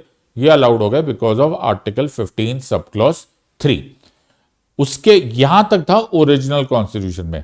फिर आया 15(4), 15(5), 15(6) जो कि अलग अलग तरह की रिजर्वेशन से डील करता है। वो भी एक तरह के पॉजिटिव स्टेप्स ही है। तो 15 सब क्लॉज 1 और 2 तो मना कर रहे जी, कोई डिस्क्रिमिनेशन नहीं है। 15 सब क्लॉज 3 विमेन और चिल्ड्रन के फेवर में है। 15 sub clause 4 schedule caste, schedule tribes and other weaker sections या बैकवर्ड क्लासेस के बारे में। उसी तरह से 15 सब क्लॉज 5 भी है। 15 सब क्लॉज 6 ईडब्ल्यूएस जैसे इकोनॉमिकली वीकर सेक्शन के लिए है। तो हमें यहां पर बुद्धि का बहुत प्रयोग करना पड़ता है। कॉन्स्टिट्यूशन में 2 प्रिंसिपल्स है। एक ये है कि इक्वल फुटिंग पे कोई 2 लोग हैं तो उनके साथ इक्वल ट्रीटमेंट हो, लेकिन कोई अनइक्वल फुटिंग पर है तो उसके लिए इक्वल ट्रीटमेंट ना हो। Let's say take an example. तो अगर मैं यहां पर एग्जांपल ले लूं, इन भाई साहब को अगर मैं बोलूं कि आपको एक एक्सीडेंट कॉज करने के लिए 50 लाख रुपए का फाइन है, तो इन भाई साहब को 50 लाख रुपए देने में कोई प्रॉब्लम नहीं होगी। लेकिन अगर मैं सेम फाइन किसी गरीब टैक्सी ड्राइवर को दे दूं तो वह अन्याय हो जाएगा। इसलिए बोलते हैं when things are like treat them alike, when things are unlike don't treat them alike. This is the concept behind the reasonable discrimination. Article 16 इसी तरह से चलता है, बट वो होता है गवर्नमेंट जॉब्स में इक्वल अपॉर्चुनिटी। एक जमाना हुआ करता था जब कुछ कैस्ट और कम्युनिटीज को गवर्नमेंट जॉब्स में मौका ही नहीं दिया जाता था। बाबा साहेब वर्ड यूज करते थे, they were not allowed to look into a particular job. अब वो इक्वल अपॉर्चुनिटी दे दी गई ना जी, सबको मौका है। तो तुम्हें महाभारत याद होगी, ओके, कि कर्ण को रंगशाला में आने ही नहीं दिया गया। He was not allowed to look into, लेकिन आर्टिकल 16 में वो अलाउड है। तो आर्टिकल 16 बोलता है, आर्टिकल 15 काफी लंबा है, अब आर्टिकल 16 देख लेते हैं। Equality of opportunity in matters of public employment, सिर्फ सरकारी जॉब में। अब इसमें भी ग्राउंड्स बताए गए कि कौन कौन से ग्राउंड्स पर आप डिस्क्रिमिनेट नहीं कर सकते। ये grounds are race, religion, caste. Sir ये तो एग्जैक्टली वैसे ही लग रहा है जैसे आर्टिकल 15 था। अरे रुको तो सही, caste, sex, place of birth. Along with that 2 और याद रख लेना, one is residence and one is descent. तो 7 ग्राउंड्स पे मनाही है किसी भी तरह की भेदभाव करने की। इनफैक्ट इक्वालिटी ऑफ अपॉर्चुनिटी है। इसी बेसिस पर, इसी आर्टिकल 16 से निकलता है जिसको बोला जाता है पब्लिक एम्प्लॉयमेंट में रिजर्वेशन। तो रिजर्वेशन कहां से आया? आर्टिकल 16 में से आया। तो हमने कर लिया 12, 13, 14, 15 एंड 16। 17 जो है वो डील कर रहा है अनटचेबिलिटी से। ये अपने आप में एक बड़ा खतरनाक सा एक ऐसा सोशल स्टिग्मा था जो कि बड़ी शर्म है कि हमारे देश में ये चल रहा था। बाबा साहेब खुद इसके विक्टिम थे, महात्मा गांधी खुद इसके लिए लड़े थे कि इसको हटाए किसी तरह से अनटचेबिलिटी को, और उसको हटाने का काम किया आर्टिकल 17 ने। So article 17 has removed untouchability, abolished untouchability in all it's forms. Word क्या मैंने बोला? In all it's forms. और उसकी किसी भी तरह की प्रैक्टिस को पनिशेबिलिटी कर दिया गया है। It has been made into a punishable offence. तो तुमने लॉ अभी अभी सुना होगा, schedule caste and schedule tribes prevention of atrocities act, SC and ST prevention of atrocities act जो है वो इसी अनटचेबिलिटी को पर कोई भी डायरेक्टली इनडायरेक्टली भी प्रैक्टिस करेगा तो उसको पनिशमेंट होगा। ये कहां लिखा हुआ है? ये लिखा हुआ है आर्टिकल 17 में। तो आर्टिकल 17 बोल रहा है untouchability is abolished and its practice in any form is forbidden. The enforcement of any disability arising out of untouchability shall be an offense punishable in accordance with law. तो law भी बनाया गया है। Very good. तो हमारे हो गए 17 तक। अब चलते हैं 18। 18 भी इक्वालिटी का ही एक लॉ है। 14 से लेकर 18 तक सारे इक्वालिटी के राइट्स है। तो जो टाइटल्स है जैसे सर, राजा, रानी, या ये जो भी लॉर्ड, ये सब बनाए जाते थे, ये बंद कर दिए गए, ये हटा दिए गए। केवल एकेडमिक और मिलिट्री टाइटल्स अलाउड है। यानी कि आप डॉक्टर बन सकते हो, आप एडवोकेट बन सकते हो, मेजर, जनरल, कर्नल, ये सब हो सकता है। या फिर तुम्हें नेशनल अवार्ड्स मिल सकते हैं, वो ऐसे भी किसी हाल में भी टाइटल्स नहीं है। तो ऐसे हर डायनास्टिक टाइटल को अबॉलिश कर दिया गया। नवाब, निजाम, ये सब कुछ। ये कहां लिखा हुआ है? ये लिखा है आर्टिकल 18 में। तो एक बार 18 पढ़ लेते हैं। No title not being a military और academic distinction shall be conferred by the state. In fact कोई फॉरेन टाइटल भी नहीं ले सकते आप। ये कहां से आता है? ये आता है आर्टिकल 18। यानी कि ये जो 14 से लेकर 18 तक की कहानी है, ये सारे के सारे जो टाइटल्स, ये सारे के सारे राइट्स है, ये है इक्वालिटी से रिलेटेड। तो ये भी क्वेश्चन आया हुआ है कि 14 से लेकर 18 तक जो टाइटल्स है या फिर आर्टिकल्स है, उनको क्या बोला जाता है? वो सारे के सारे हैं इक्वालिटी से रिलेटेड। तो चलो जी अब आगे चलते हैं। अब चलते हैं फ्रीडम की तरफ। आर्टिकल 19 के बारे में बात करते हैं। सो 19 में article 19 sub clause 1 A, B, C, D, E, F और G याद पढ़ लेते। अब सबसे इंटरेस्टिंग इसमें यह है कि F हटा दिया गया है। 44th कॉन्स्टिट्यूशनल अमेंडमेंट एक्ट से F हट गया। तो आज हमारे पास केवल 6 फ्रीडम्स है under A, B, C, D, E, F और G। ठीक है जी। A क्या है? A है स्पीच एंड एक्सप्रेशन। तो ये क्या है? बोलने की आजादी। तो मैं यहां पे पढ़ा देता हूं, all citizen shall have the right to freedom of speech and expression. B क्या है जी? बी है right to peaceably assemble. C क्या है? Right to form an association. D क्या है? Right to movement. ई क्या है? Right to residence. और जी क्या है? Right to profession. एफ तो चला गया। तो हम लोग एक बार पढ़ लेते 19। So protection of certain rights regarding freedom of speech etc. All citizens shall have the right to freedom of speech and expression, to assemble peaceably and without arms, to form associations or unions or cooperative societies, to move freely throughout the territory of India, to reside and settle in any part of the country. F के आगे dot डाले हुए, space छोड़ी हुई है। इसका मतलब इसलिए क्योंकि वो हटा दिया गया है by the 44th constitutional amendment act of 1978। G क्या है? टू प्रैक्टिस एनी प्रोफेशन और to carry on any occupation, trade और बिजनेस। Simple as that. तो ये हमारे पास हो गए 6 फ्रीडम्स। अभी इनके बारे में बहुत डिटेल्स है और ये डिटेल्स ऑब्वियसली यहां पर कॉन्स्टिट्यूशन में एज इट इज नहीं लिखा हुआ, लेकिन उसको हम पढ़ा सकते हैं और हम पढ़ाते भी है। हम मेरी क्लासेस में ये घंटों घंटे चलते हैं, लेकिन हम यहां पर केवल कॉन्स्टिट्यूशंस कर रहे हैं और आर्टिकल्स कर रहे हैं। तो तुम्हें इतना ही अभी के लिए पढ़ना पड़ेगा। A, B, C, D, E, F और G। F नहीं है तो इसको हटा दो। 6 फ्रीडम्स को तुम्हें याद रखना पड़ेगा। सो अगर मैं फ्रीडम ऑफ प्रेस की बात करूं तो क्या हमारे पास है फ्रीडम ऑफ प्रेस? बिल्कुल है जी। कैसे प्रेस की आजादी? कैसे प्रेस की आजादी है? Because of article 19। सो ये हो गया हमारा आर्टिकल 19 की कहानी। अगर तुम्हें थकावट हो रही है तो थोड़ी देर ब्रेक ले लो, राइट, ताकि ऐसा ना हो जाए कि वीडियो खत्म हो गया एंड तुम्हारा कोई भी पार्ट जरा भी मिस हो जाए। टेक योर ब्रेक, थोड़ा सा रिलैक्स करो। अभी बहुत लंबा सफर बाकी है, इसको खत्म करेंगे, लेकिन तुम स्लो स्लो भी जा सकते हो। टेक योर ब्रेक और फिर चलो। Next is article 20। इसको बोलते हैं प्रोटेक्शन फ्रॉम आर्बिट्ररी कन्विक्शन।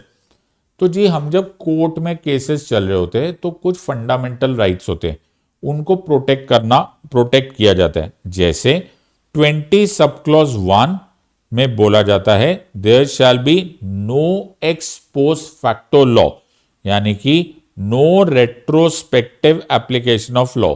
अब ये थोड़ा सा मुश्किल टॉपिक है, लेकिन इसका मतलब ये होता है, एक्स पोस्ट फैक्टो लॉ का मतलब ये होता है कि जी अगर कानून है, आज है, और मैंने कोई गुनाह किया जो उस कानून को वायोलेट करता है, तो तुम मेरे ऊपर क्रिमिनल केस चला सकते हो। तुम ऐसा नहीं कर सकते कि मैंने आज कोई काम किया और कल तुम कानून बनाओ और उस कल वाले कानून को आज पर अप्लाई कर दो। सॉरी, क्रिमिनल लॉ को पास्ट इवेंट पर अप्लाई नहीं किया जा सकता। उसी तरह से 20 सब क्लॉज 2 बोलता है नो डबल जेपर्डी। अब ये नो डबल जेपर्डी क्या होता है? नो डबल जेपर्डी का मतलब ये होता है कि तुम पर कोई एक क्राइम के लिए तुम एक से ज्यादा बार उसके ऊपर प्रोसिक्यूशन नहीं कर सकते। So you can not convict him for more than one time for the same offence. Keyword is same offence.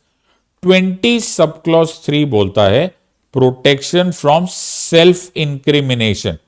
ये क्या वर्ड हुआ? सेल्फ इंक्रिमिनेशन का मतलब होता है कि मुझे पूरा अधिकार है कि अगर मेरे ऊपर कोई क्रिमिनल लॉ चल रहा है तो मैं झूठ बोलूं, मैं घुमाऊं, मैं चुप रहूं, मैं ना बताऊं, मैं सब कुछ अपने आप को बचाने के लिए कर सकता हूं। इसको बोलते हैं सेल्फ इंक्रिमिनेशन। अमेरिका में इसी को राइट टू रिमेन साइलेंट बोला जाता है। तो एक बार 20 पढ़ लेते हैं। 20 में पढ़ना होता है, ये सारे वर्ड्स हैं, बट इसके बहुत सारे वर्ड्स डिटेल हम लोग ऑब्वियसली क्लासेस में करते हैं, लेकिन आज हम सिर्फ कॉन्स्टिट्यूशन कर रहे हैं। 20 बोलता है protection and respect of conviction for offences. No person shall be convicted of any offence except for the violation of law in force at the time of the commission of the act. आज वो कानून की तरह गैर कानूनी होना चाहिए, पहले उसी दिन, बाद में लॉ बनाकर पास्ट इवेंट पर अप्लाई नहीं करोगे। Number 2, no person shall be prosecuted and punished for the same offence more than once. And number 3, no person accused of any offence shall be compelled to be a witness against himself, जिसे बोला जाता है no self incrimination. Next is article 21। इसमें मैंने मनेका गांधी जी की photo इसलिए लगाई है बिकॉज आर्टिकल 21 को, जिसका नाम है no person shall be deprived of his life और personal liberty except according to procedure establish by law. ये वैसे तो तुम्हें याद हो जाना चाहिए, तो इसको लिख लो। ये बड़ा काम का आर्टिकल है, ये हर जगह तो है। इसको बेडरॉक ऑफ द कॉन्स्टिट्यूशन बोला जाता है। No person shall be deprived of his life or personal liberty except according to procedure established by law। लेकिन इस प्रोसीजर एस्टैब्लिश बाय लॉ को एक लैंडमार्क केस था 1978 में, Maneka Gandhi case. Maneka Gandhi versus union of India 1978 ने इसी प्रोसीजर एस्टैब्लिश बाय लॉ को एक बहुत वाइड वर्जन दिया था, जिसको ड्यू प्रोसेस ऑफ लॉ में मान लिया गया, प्रिंसिपल्स ऑफ नेचुरल जस्टिस। किसी दिन मेरी स्पेशल क्लास में जरूर आना, मैं तुम्हें डिटेल में समझाऊंगा ये क्या हुआ था, बिकॉज ये भी एक बार यूपीएससी में क्वेश्चन आया हुआ था। सो आर्टिकल 21 हमारा सबसे इंपॉर्टेंट आर्टिकल माना जाता है बिकॉज ये लाइफ एंड पर्सनल लिबर्टी से डील कर रहा है। उसी का एक अमेंडमेंट हुआ by what is called as the 86th Constitutional Amendment Act 2002. 86 constitutional amendment act 2002 से आर्टिकल 21A डाला गया, यह भी क्वेश्चन आता है, और इससे बच्चों को शिक्षा का अधिकार दिया गया between 6 to 14 years of age, right to education. ये बहुत कॉमनली का क्वेश्चन है कि ये कौन से अमेंडमेंट से आया, बोल देना 86 कॉन्स्टिट्यूशनल अमेंडमेंट एक्ट ईयर 2002 से आया। तो एक बार 21A पढ़ लेते हैं। Right to education, the state shall provide free and compulsory education to all children of the age 6 to 14 years of age in such manner as the state may by law determine। तो ये हो गया 21A। अब थोड़ा सा जो 20 और 21 से रिलेट किया था वो 22 से भी रिलेट करो। तो जब पुलिस जब अरेस्ट करती है तब भी तुम्हारे कुछ कॉन्स्टिट्यूशनल सेफगार्ड्स है। क्या सेफगार्ड्स है? सबसे पहले वो सारे सेफगार्ड्स दिए गए हैं 22 में। तो प्लीज अंडरस्टैंड 20 जो था वो कोर्ट में कैसे हो रहा था। 21 एक बहुत ब्रॉड आर्टिकल है जिसमें लिखा है लाइफ एंड पर्सनल लिबर्टी। 22 जो है वो है अरेस्ट एंड डिटेंशन से डील कर रहा है। सो 22 क्या बोलता है? 22 बोलता है नंबर 1, तुम्हें जैसे अरेस्ट कर लिया जाएगा 24 घंटे में तुम्हें मजिस्ट्रेट के पास जाना पड़ेगा या लेकर जाना जरूरी है। नंबर 2, ओके, नंबर 2 कि वो अगर 24 घंटे में नहीं लेकर गए तो वो एक इलीगल कस्टडी माना जाएगा। Number 2, you have a right to have a lawyer. तुम्हें एक लॉयर का या फिर चॉइस ऑफ लीगल रिप्रेजेंटेटिव का चॉइस मिलता है। वो कहां मिलता है? वो मिलता है आर्टिकल 22 में। तो एक बार 22 पढ़ लेते हैं। Protection against arrest and detention, देखो पूरा कॉन्स्टिट्यूशन हो गया। In certain cases no person who is arrested shall be detained in custody without being informed as soon as of the grounds of arrest shall be produced before the nearest magistrate within the period of 24 hours of such an arrest। तो ये सारे के सारे चीजें article 22 में लिखा हुआ है। तो तुम नोटिस कर रहे हो ये सब कॉन्स्टिट्यूशनल सेफगार्ड्स है। Very good. अब चलते हैं आर्टिकल 23 पे। आर्टिकल 23 को याद रखो, 2-3 वर्ड से, एक ह्यूमन ट्रैफिकिंग, एक फोर्स लेबर। और फोर्स लेबर के साथ में यहां पर जो वर्ड यूज किया है वो लिखा हुआ है बेगार। क्या वर्ड यूज किया है? बेगार। तो उसमें लिखा है every kind of force labour including बेगार हैज बीन अबॉलिश्ड। बेगार का मतलब होता है किसी को बंधुआ मजदूर बना देना, काम तो करवा रहे पैसे नहीं दे रहे। ये आर्टिकल 23 में बंद हो गया है। तो वो क्या क्या बंद हो गया? तो ब्रॉडली स्पीकिंग अगर मैं एग्जांपल दूं तो जितने भी बेगार सिस्टम थे, जितने भी फोर्स लेबर थे वो हट गए। फोर्स प्रोस्टिट्यूशन बंद है। देवदासी सिस्टम अबॉलिश कर दिया गया है। किसी को भी आप बिना काम पैसे दिए नहीं करोगे, उसको मिनिमम वेजेस, न्यूनतम आय देना जरूरी है, otherwise it is the punishable offence. ये क्या लिखा है? ये लिखा है आर्टिकल 23 में। 23 कहां गया? 23 prohibition of trafficking in human beings and force labour. Traffic in human beings and बेगार and other similar forms of force labour are prohibited and any contravention of this provision shall be an offence punishable in accordance with the law. Important word, in accordance with the law. So ये बड़ा important point तुमको याद रखना पड़ेगा कि ये punishable offence है। और जहां तक ये सेम चीज बच्चों पर लागू होती है वो हो जाता है आर्टिकल 24। इसमें क्या लिखा हुआ है कि there cannot be any employment of children in factories, mines etcetera. इसका मतलब क्यों, ऐसा क्यों लिखा हुआ है? क्योंकि उनको मना कर दिया गया है इन हेजार्डस एक्टिविटीज। कीवर्ड्स याद रखो, तुम्हें अपने आप याद आ जाएगा। जो मैंने कीवर्ड्स बनाए उनको याद रखो। बच्चों से फैक्ट्रीज एक्सेट्रा में काम नहीं कराया जा सकता, इतना याद रखो। बाकी सारे वर्ड्स अपने आप याद आ जाएंगे। आर्टिकल 24 बोलता है prohibition of employment of children. No child below the age of 14 years shall be employed to work in any factory of mine और engage in any hazardous employment. Hazardous मतलब जहां जान का या फिर शरीर को चोट लगने का खतरा है। वो हो गया article 24। Next article 25, article 25 deal करता है freedom of religion and practice, यानी कि मेरे पास कॉन्शियंस, मैं कोई भी रिलीजन को प्रैक्टिस कर सकता हूं, प्रोफेस कर सकता हूं और प्रोपोगेट। तीन वर्ड्स क्या क्या यूज करोगे, बोलना प्रैक्टिस नहीं कर, प्रैक्टिस कर सकते हैं, प्रोफेस कर सकते हैं और प्रोपोगेट कर सकते हैं। ये तीन वर्ड्स याद रखना। तो जो मैंने कीवर्ड्स याद रखने को बोला है वो मैं बता रहा हूं, और कीवर्ड्स तुमको जो लिखना है वो लिखो। तो यहां पे लिखा है freedom of conscience and free profession, practice and propagation of religion. तो तीन वर्ड्स को ये पकड़ के रखना, वो हो गया आर्टिकल 25। यही होता है जिसे फ्रीडम ऑफ वर्शिप बोला जाता है। फिर है आर्टिकल 26। ना देखो, जो 25 है वो इंडिविजुअल को राइट है, जो 26 है वो ग्रुप को राइट है, वो एक संप्रदाय को राइट है रिलीजियस अफेयर्स को मैनेज करने की फ्रीडम। जो ये कीवर्ड्स है इसको जरूर पकड़ के रखना। रिलीजियस अफेयर्स, तो इसको बोलते हैं freedom to manage religious affairs. तो यहां पर लिखा है freedom to manage religious affairs for every religious denomination, संप्रदाय, ग्रुप के लिए होता है। सो यहां पर ग्रुप को राइट्स मिलते हैं, जबकि वहां पर इंडिविजुअल को मिले होते हैं। So you have to pay attention to both of them.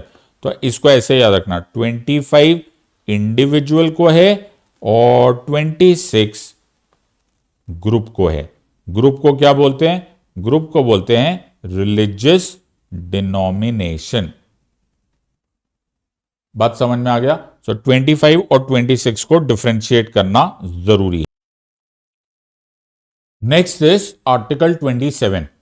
अब ध्यान से सुनो, ये तो हो गया राइट्स 25 और 26 के, लेकिन स्टेट पर भी एक रोक है कि आप किसी हाल में भी इस तरह का टैक्स नहीं लगा सकते जो कि किसी पर्टिकुलर रिलीजन या रिलीजियस डिनोमिनेशन को बढ़ोतरी के लिए करे।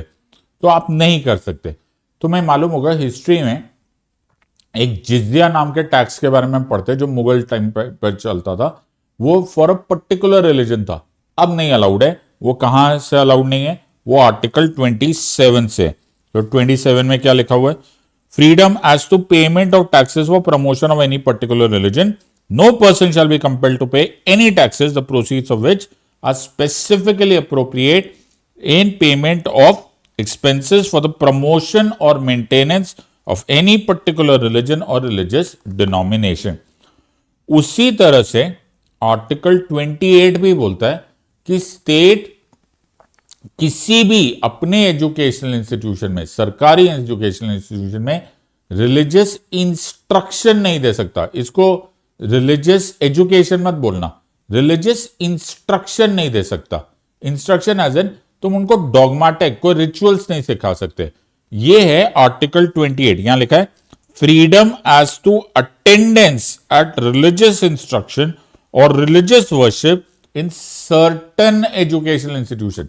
सर्टन क्यों बोला, सर्टन इसलिए बोला क्योंकि अगर कोई एजुकेशनल इंस्टीट्यूशन कोई रिलीजियस ऑर्गेनाइजेशन चला रही है, जैसे मदरसा चला रहा है, कोई खालसा कॉलेज चला रहा है, कोई कॉन्वेंट चला रहा है, वो अलाउड है। लेकिन सरकारी स्कूल्स में या सरकारी एजुकेशनल इंस्टीट्यूशन में इस तरह से नहीं किया जा सकता। Next is article 29। नाउ यहां पर एक वर्ड आया है, और वो वर्ड जो मैंने वर्ड्स यूज किए हैं वो वर्ड्स जरूर एज इट इज वैसे के वैसे यूज करना। Right, word is minorities. अपनी कल्चर प्रिजर्व कर सकता है। इसमें लिखा है एवरी सिटीजन और a section of citizens and who have a distinct language, script और culture। word क्या यूज किया, distinct language, script and culture shall have the right to conserve the same। मैं एक बार पढ़ लेता हूं। सो कहां चला गया, article 29। any section of the citizens residing in the territory of India or any part thereof having a distinct language, script or culture shall have the right to conserve the same।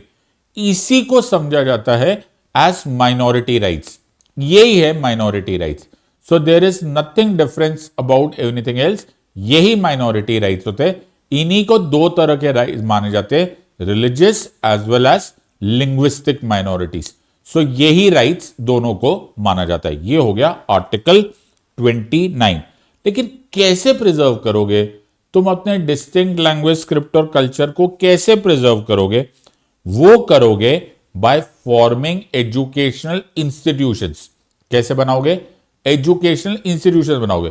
तो अगर मुझे पंजाबी को संभालना है या उसको conserve करना है तो खालसा स्कूल बनाने का अलाउड होना चाहिए। उसी तरह से मदरसा अलाउड होना चाहिए। उसी तरह से कॉन्वेंट अलाउड होना चाहिए। ये कहां से आया? ये आया आर्टिकल 30 से। सो आर्टिकल 30 बोलता है right of minorities to establish and administer educational institutions. Administer educational institution वही एक तरीका है जिससे माइनॉरिटी राइट्स प्रिजर्व रहते हैं। तो 29 और 30 दोनों राइट टू माइनॉरिटीज है। जो मैंने कीवर्ड्स बोले, माइनॉरिटीज को अपने इंस्टीट्यूशन बनाने का राइट है, ये याद रखना। आर्टिकल 30 अपने आप स्ट्राइक कर जाएगा। एक बार टेक्स्ट पढ़ लेना और इस वीडियो को देखते देखते समझ जाओगे। और फिर है the heart and the soul of the constitution. Baba Saheb ने आर्टिकल 32 को heart and soul of the constitution बोला था। बोला कि अगर आर्टिकल 32 ना हो तो सारे के सारे फंडामेंटल राइट्स केवल कागज है और कुछ नहीं है। लेकिन उसको प्रोटेक्ट करने के लिए 5 तरह के रिट पावर्स दिए गए हैं सुप्रीम कोर्ट को। और वो 5 तरह के writ powers are habeas corpus, mandamus, certiorari, prohibition और क्यो वारंटो। 5 तरह के रिट पावर सुप्रीम कोर्ट को मिले हुए हैं। अगर तुम्हारे फंडामेंटल राइट्स वायोलेट होए तो सुप्रीम कोर्ट इन रिट्स को इशू कर देगा और प्रोटेक्ट करेगा तुमको। और ये राइट कहां से मिला? ये सब मिला आर्टिकल 32 से। इसलिए article 32 is the heart and the soul of the constitution of India. So 32 एक बार पढ़ लेते हैं। 32 कहां चला गया?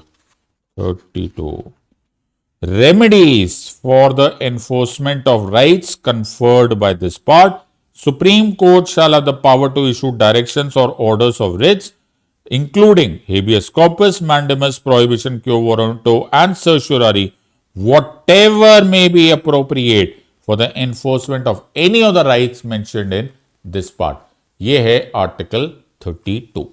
यहां पर हम चलेंगे अब पार्ट 4 ऑफ द कॉन्स्टिट्यूशन में, जो है आर्टिकल 36 से लेकर आर्टिकल 51 तक, which deals with what are called as directive principles of state policy. देखो, फंडामेंटल राइट्स का भी जो पहला आर्टिकल था वो था स्टेट, और डीपीएसपी का भी जो पहला आर्टिकल है वो है स्टेट। तो डीपीएसपी का डेफिनेशन ऑफ स्टेट और फंडामेंटल राइट्स का डेफिनेशन ऑफ द स्टेट यानी कि 12 और 36 का सेम है। Parliament of India, government of India, government of the states, legislature of the states, any other local और other authority within the territory of India और under the control of the government of India. ये है article 36। तो इसको दोबारा पढ़ने की जरूरत नहीं, लेकिन मैं तुम्हें एक बड़ा इंटरेस्टिंग लाइन पढ़ के यहां से बताता हूं। 36 की लाइन बड़ी इंटरेस्टिंग है। यह बोलता है, in this part unless the context otherwise requires state has the same meaning as part 3। बताओ, सेम मतलब 12 और 36 का सेम है in case of the definition of state. 37 बोलता है कि डीपीएसपी नॉन जस्टिसिएबल है, मतलब ये directly enforceable through the court of law नहीं है। फंडामेंटल राइट्स होते हैं वो directly enforceable through the court of law होते हैं, इसीलिए उनको जस्टिसिएबल बोला जाता है। लेकिन फिर भी ये फंडामेंटल है to the governance of the country. ये कहां लिखा है? ये 37 में लिखा है, और ये एमसीक्यू आया हुआ है। It says the provisions contained in this part shell not B enforceable by any court but the principles laid down are fundamental to the governance of the country, and it shall be the duty of the state to follow these principles in making laws. Word क्या लिखा है? In making laws. In making laws, DPSP को हमेशा पढ़ोगे तो याद रखना in making laws होता है। फिर है आर्टिकल 38, यहां पर एक बड़ा कीवर्ड यूज किया गया है और वो वर्ड यूज किया गया है वेलफेयर स्टेट। ये क्वेश्चन भी बहुत बार आया है, तो तुम्हें क्वेश्चन आता है कि डीपीएसपी का एम क्या है, तो डीपीएसपी का एम है वेलफेयर स्टेट, जिसमें जरूरत होती है जस्टिस, सोशल, इकोनॉमिक और पॉलिटिकल की। एक बार पढ़ देते हैं 38। ये बोलते हैं state to secure a social order for the promotion of the welfare of the people, state shall strive to promote the welfare of the people by securing and protecting justice, social, economic and political. फिर एक question आता है कि part 4 का की stone क्या है। Part 4 का की स्टोन है ये वर्ड। की स्टोन मतलब जो सबसे जरूरी शब्द है वो है वेलफेयर स्टेट, और वो वेलफेयर स्टेट लिखा हुआ है आर्टिकल 38 में। जो वर्ड्स मैं बोल रहा हूं वो लिखते चले जाना और बाद में आराम से फुर्सत से कॉन्स्टिट्यूशन पढ़ना, तुम्हें सब कुछ याद आ जाएगा। आर्टिकल 39 सोशलिस्टिक प्रिंसिपल्स है, वो फेयर डिस्ट्रीब्यूशन की बात कर रहा है, चाहे वो पैसे की बात कर रहे हो चाहे वो रिसोर्सेस की बात कर रहे हो। तो जैसे आर्टिकल 39 में बोला है इक्वल पे इक्वल वर्क, या फिर आर्टिकल 39 में लिखा हुआ है कि मेन एंड वुमेन को इक्वल अपॉर्चुनिटीज मिलनी चाहिए काम करने की। मटेरियल रिसोर्सेस जो है वो कॉन्सेंट्रेट नहीं होने चाहिए, उनको इस तरह से डिस्ट्रीब्यूट होना चाहिए कि कॉमन गुड को सबको मिले। ये 39 सब क्लॉज बी एंड सी की बात हो रही है। उसी तरह से इसमें लिखा है कि मेन और वुमेन और चिल्ड्रन को इस तरह से काम नहीं करना चाहिए कि कुछ उनको काम उनके एज अनुसार या हेल्थ अनुसार ना हो। तुम्हें मालूम है ना हमारे यहाँ पे रिटायरमेंट होती है। क्यों रिटायरमेंट होती है? रिटायरमेंट का एज इसलिए होती है बिकॉज हमारा डीपीएसपी बोलता है कि किसी को केवल पैसे की मजबूरी की वजह से सारे काम ना करते रहना पड़े, इसलिए उनको पेंशन दे दी जाती है। जी कोई बात नहीं, रहने दो, तुमसे काम नहीं हो रहा। ये सब मिला आर्टिकल 39 से। फिर मिलता है आर्टिकल 40। अब आर्टिकल 40 पढ़ते हैं। आर्टिकल 40 बोलता है organisation of village panchayat, the state shall take steps to organise village panchayat. तो ये क्या आ गया? यहीं से कॉन्सेप्ट आया पंचायती राज का, जो कि सेल्फ गवर्नमेंट था। बहुत टाइम लगा इसको सच होने में। 73rd कॉन्स्टिट्यूशनल अमेंडमेंट एक्ट 1992 से पंचायती राज सिस्टम बन पाए, लेकिन तब तक ये केवल एक सपना था under article 40 of the constitution. फिर देखते हैं आर्टिकल 41। आजकल तुम इस बारे में बड़ा पढ़ रहे हो, जी Ram ji, employment guarantee scheme. ये कहां से आया? या उससे पहले मनरेगा भी कहां से आया? ये आया आर्टिकल 41 से, that is right to work, right to education and public assistance in certain cases. चलो 41 देख लेते हैं। तो 41 बोलता है right to work, right to education and public assistance in certain cases. अगर मैं तुमसे पूछूं अटल पेंशन योजना कहां से आया, तो यहीं से आया। अगर मैं तुमको पूछूं मनरेगा कहां से था, तो यहीं से था। जी राम जी कहां से आया? 41 से ही आया। अगर मैं बोलूं ईएसआई स्कीम कहां से आई, तो वो भी 41 से ही आई। Right to work, right to education and right to public education, public assistance in certain cases. उसी तरह से 42 just and humane condition of work. तुमने ये सुना है कि लेबर कमिश्नर्स होते हैं, वो जाकर चेक करते हैं कि कोई जहां भी फैक्ट्री है वहां पर सारी सेफ्टी है कि नहीं है, वहां पर मैटरनिटी रिलीफ मिल रही है या नहीं मिल रही है। ये सब मिलता है 42 से। कीवर्ड क्या याद रखोगे? Just and humane working condition. जो मैं कीवर्ड्स बोल रहा हूं उसको याद कर लो, फिर एक बार टेक्स्ट पढ़ लो, देखो तुम्हें एग्जैक्टली वही दिखाई देगा। 42 क्या बोलता है? Provision for just and humane condition of work and maternity relief. तुम्हारा बहुत भला हो जाएगा, तुम्हारा पूरा कॉन्स्टिट्यूशन याद हो जाएगा। तुम सिर्फ इन कीवर्ड्स को पकड़ना और एक बार कॉन्स्टिट्यूशन पढ़ लेना, वो तुमको याद हो जाएगा। उसी तरह से 43 बोलता है कि वर्कर्स को living wages, now please understand, living wages का मतलब मिनिमम वेजेस से अलग होता है। मिनिमम वेज का मतलब जो हम लोग को आर्टिकल 23 से बताया गया था वो ये था कि बेगार नहीं कर सकते, जीरो नहीं दे सकते।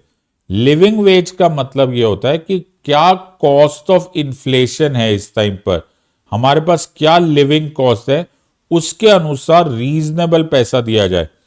तो मैं आज आपको लिविंग वेज दे रहा हूं, ओके, तो मुझे तुम्हारे आजकल के खर्चे के अनुसार देना पड़ेगा। ये नहीं कि मैंने तुम्हें 10 रुपए दे दिए कि जी मैंने तो दे दिया, it's not allowed, because living wages reasonable amount of money होना चाहिए for reasonable enjoyment of life. बड़ा फेमस है, तुमने इस मूवी में पढ़ा होगा और देखा होगा, हक मूवी में uniform civil code, Shah Bano case के बारे में सुनते होंगे। वो केस आ रहा है आर्टिकल 44 से, और आर्टिकल 44 सिर्फ यूनिफॉर्म सिविल कोड याद रख लेना, तुम्हें और कुछ याद करने की जरूरत भी नहीं पड़ेगी। इसमें लिखा हुआ है uniform civil code for citizen, state shall endeavour to secure for the citizens a uniform civil code throughout the territory of India. इस स्लाइड को देखते जाओ, इस वीडियो को देखो, एक बार पढ़ लेना, उसके बाद तुम्हें यह नहीं भूलेगा। फिर है आर्टिकल 45। अब प्लीज इसको मिक्स मत करना। शुरू शुरू में आर्टिकल 45 जो बच्चों की एजुकेशन से डील करता था वो एक directive principles of state policy था, लेकिन 86th कॉन्स्टिट्यूशनल अमेंडमेंट एक्ट 2002 से इसका नाम बदल दिया गया। इसको बोल दिया गया early childhood care and education, क्योंकि 86th अमेंडमेंट से 21A बन गया राइट टू एजुकेशन। तो हमने राइट टू एजुकेशन पढ़ा हुआ है अभी अभी, वो 21A बन गया है बाय 86th अमेंडमेंट, और इसका नाम हो गया है early childhood care and education. मैं एक बार पढ़ देता हूं। 45 ये बोलता है provision for early childhood care and education to children below the age of 6 years। तो 45 को 21A के साथ कनेक्ट कर लेना। उसी तरह से 46 को आर्टिकल 15 के साथ कनेक्ट कर देना और 16 के साथ। इसमें भी वीकर सेक्शंस ऑफ पीपल को सपोर्ट करने की बात है। देखो सेम चीज फंडामेंटल राइट में भी है और उससे मिलती जुलती चीज है directive principles of state policy में भी है। 46 में लिखा है promotion of educational and economic interest of schedule caste, schedule tribes and other weaker section. और वहीं पर तुम्हें याद होगा 15 सब क्लॉज 4 में भी यही लिखा हुआ है कि हम लोग हेल्प करेंगे schedule caste, schedule tribes and backward classes. तो ये मिलेगा 46 में से। Next is 47, mid day meal programme के बारे में सुना है? मिड डे मील प्रोग्राम निकलेगा आर्टिकल 47 में से। सो 47 बोलता है duty of the state to raise the level of nutrition and improve public health. इन वर्ड्स को याद रखना, बाकी सब बाद में। तो जब भी तुम वीडियो देखोगे तो इस अपने कॉन्स्टिट्यूशन खोलना और इस स्लाइड को देखना और आगे एक बार पढ़ लेना, परमानेंटली ये तुम्हारे ब्रेन में एच्ड हो जाएगा। 48 बोलता है cow slaughter control and agricultural improvement. अब दो बातें, एक तो काउ स्लॉटर बैन और दूसरा ये जो green revolution, white revolution, silver revolution, ये सब आर्टिकल 48 में से निकला है। फार्म को सब्सिडी देना, एग्रीकल्चरल सब्सिडी देना, नबार्ड बनाना, ये सब कहां से आ रहा है? ये सब आ रहा है 48 से। तो यहां क्या आ रहा है? Organisation of agriculture and animal husbandry. How simple, this is the fun of remembering all of this. Article 50 बोलता है जुडिशरी और एग्जीक्यूटिव को अलग अलग रखा जाए। इसको एक कॉन्सेप्ट बोला जाता है और वो कॉन्सेप्ट है सेपरेशन ऑफ पावर। अगर जुडिशरी और एग्जीक्यूटिव एक ही हो गया तो सेपरेशन ऑफ पावर वायोलेट हो जाएगा और वो हम लोग शक्तियों का विभाजन हम नहीं कर सकते, वायोलेट नहीं कर सकते। ये बेसिक स्ट्रक्चर डॉक्ट्राइन के खिलाफ है। इसलिए रूल ऑफ लॉ मेंटेन करने के लिए जुडिशरी एंड एग्जीक्यूटिव को अलग अलग होना जरूरी है। और फिर है 51, इंटरनेशनल पीस एंड सिक्योरिटी। वैसे भाई साहब तो रख नहीं रहे आजकल, टेंशन ही दिए जा रहे, लेकिन हमें अपना काम करना है। आर्टिकल 51 बोलता है that India shall strive to maintain, कहां चला गया 51? 51 पे तो एमसीक्यू भी आया हुआ है, promotion of international peace and security. तो ये कहां से आया? ये आया आर्टिकल 51 से। तो सिंपल वर्ड्स है, जो मैंने ये पॉइंट्स लिखे हुए इनको सामने सामने स्क्रीनशॉट्स लेते जाओ और अपने सामने प्रिजर्व करो और एक बार कॉन्स्टिट्यूशन पढ़ लो। ये हो गया डीपीएसपी खत्म। नेक्स्ट आएंगे आर्टिकल 52। ओके, 51 ए याद रख लेना। बाय द वे सारे फंडामेंटल ड्यूटीज जो है वो 51 ए में है।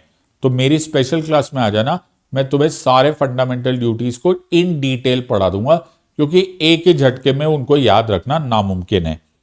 Next is article 52। 52 says there shall be a president of India, simple as that. तो और कुछ नहीं बोला गया है, सिर्फ बोला गया है there shall be a president of India, यानी कि ये एक मैंडेटरी ऑफिस है, कोई पॉइंट ही नहीं है। अब प्रेसिडेंट के पास पावर्स क्या है? जितनी भी यूनियन के पास एग्जीक्यूटिव पावर्स है वो सारी एक्चुअली प्रेसिडेंट की पावर्स है। 53 क्या बोलता है? 53 बोलता है all the executive power of the union shall be vested in the president. Word क्या लिखा है? All the executive power shall be vested in the president. इस बात को याद रख रहा हूं, मैं फिर बोल रहा हूं, इसमें से स्लाइड देखते रहना, स्क्रीनशॉट लेना और कॉन्स्टिट्यूशन पढ़ना, तुम्हें कभी नहीं भूलेगा। 54 में लिखा है प्रेसिडेंट के इलेक्शन के रूल्स। कैसे इलेक्शन होता है? तो जी इनका एक इलेक्टोरल कॉलेज बनाया जाता है और उस इलेक्टोरल कॉलेज को बनाने का काम करता है आर्टिकल 54 में इलेक्शन कमीशन ऑफ इंडिया। मैं एक बार पढ़ देता हूं। President shall be elected by the members of an electoral college consisting of elected members of both houses of the parliament and elected members of legislative assemblies of the state। ये कहां लिखा हुआ है? ये लिखा है आर्टिकल 54 में। अब प्रेसिडेंट को इलेक्ट करने का तो 54 में दिया है, लेकिन प्रेसिडेंट साहब को रिमूव करने का प्रोसेस दिया हुआ है आर्टिकल 61 में। और आर्टिकल 61 वर्ड यूज करता है जो पूरे कॉन्स्टिट्यूशन में कोई नहीं यूज करता, और वो word is impeachment. So impeachment of the president word कहां लिखा हुआ है? वो लिखा है आर्टिकल 61 में। अब मैं आर्टिकल 61 पढ़ देता हूं। कहां चला गया आर्टिकल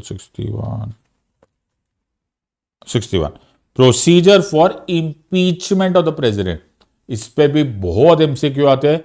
मैं आप सब लोगों को रिक्वेस्ट कर रहा हूं कि अगर आप सीरियस पढ़ना चाहते हो तो मेरी स्पेशल क्लासेस में या प्लस क्लासेस में आ जाना, मैं तुमको बता दूंगा प्रोसेस ऑफ इंपीचमेंट। अभी कल परसों ही हमने स्पेशल क्लास किया था और 1 घंटा लग गया सिर्फ इंपीचमेंट समझने में।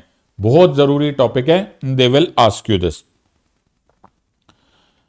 52 is president, 63 is vice president. There shall be a vice president of India, वो लिखा हुआ है आर्टिकल 63 में।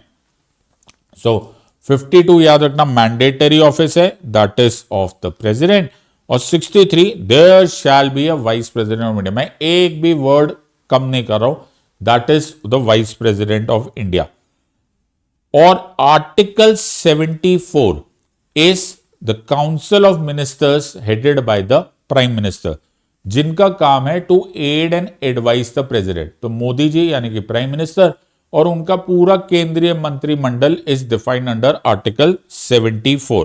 तो एक बार आर्टिकल 74 देख लेते हैं। आर्टिकल 74, तो यही फोटोस याद रखना, यही स्लाइड्स याद रखना, तुम्हें पूरी तरह से याद रहेगा। So article 74 says there shall be a council of ministers with the prime minister at the head to aid and advise the president. तो कौन हो गया? सब prime minister plus the council of ministers.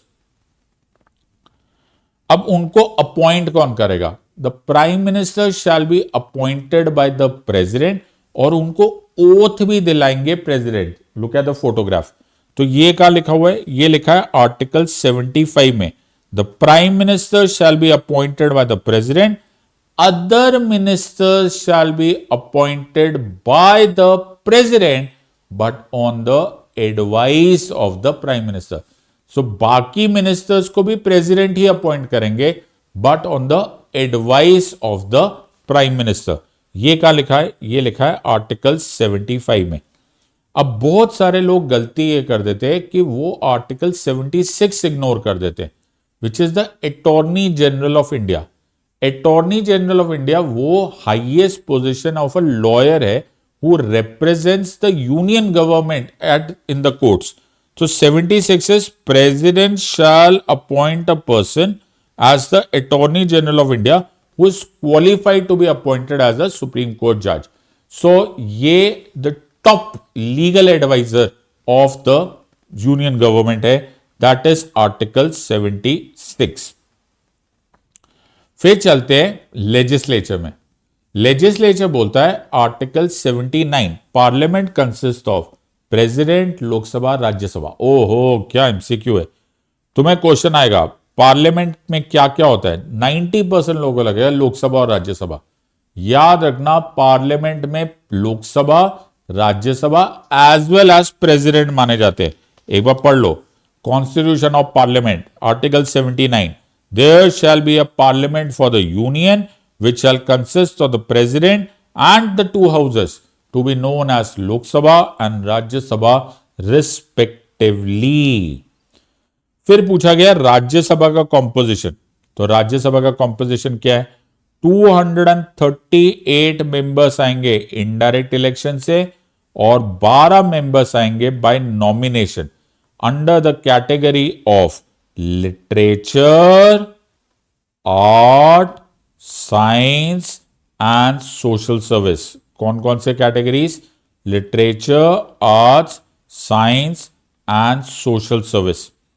तो ये 4 कैटेगरी से you will see nominated to the Rajya Sabha. और उसी तरह से आर्टिकल 81 में लोकसभा का कॉम्पोजिशन आएगा।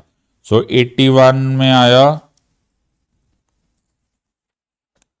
Composition of the house of people. इसमें maximum members are 530 coming by direct election from the state and 20 coming from direct election from the union territory. तो तुम्हें क्वेश्चन आएगा कौन सा डायरेक्टली इलेक्टेड हाउस है? तो बोल देना लोकसभा। सो लोकसभा का composition article 81, this is directly elected house, maximum members 550। फिर है आर्टिकल 83 पार्लियामेंट का टेन्योर बताया गया, जिसमें यह बात बोली गई है कि लोकसभा का टर्म होता है मैक्सिमम 5 इयर्स और राज्यसभा का टर्म होता है indefinite term. Rajya Sabha permanent house है। एक बार पढ़ लेते। तो यहां पे क्या लिखा हुआ है? आर्टिकल 83 कहां चला गया? 83 duration, council of state shall not be subject to dissolution. Simple, dissolve नहीं किया जाएगा। While Lok Sabha unless sooner dissolve shall continue for 5 years from the first day of its meeting. This is given under article 83। फिर से बोल रहा हूं, सिर्फ एक सीन में यह देखना, एक बार कॉन्स्टिट्यूशन पढ़ लेना। Next is article 100 voting in parliament rules. हमारे पार्लियामेंट में जो स्पीकर या फिर जो भी सभापति होता है वो नॉर्मली वोट नहीं करता। वो केवल तब वोट करते हैं जब कैस्टिंग वोट की जरूरत होती है, यानी कि टाई ब्रेकर वोट की जरूरत होती है। बाकी समय वोटिंग में स्पीकर या प्रिसाइडिंग ऑफिसर या चेयरमैन जो भी होगा, जो भी सभापति होगा, वो वोट नहीं करता। ये क्या लिखा हुआ है? ये लिखा हुआ है आर्टिकल 100 ऑफ द कॉन्स्टिट्यूशन में। ये क्वेश्चन आता है। So voting in house save as otherwise provided in the constitution, the chairman of the speaker etcetera shall not vote in the first instance but have the exercise of casting vote in case of equality of votes. Also ये भी लिखा गया है कि minimum 1/10 of members बैठे हुए होने चाहिए सदन में, तभी सदन की कार्रवाई हो सकती है। इसको बोलते हैं कोरम, QUORUM।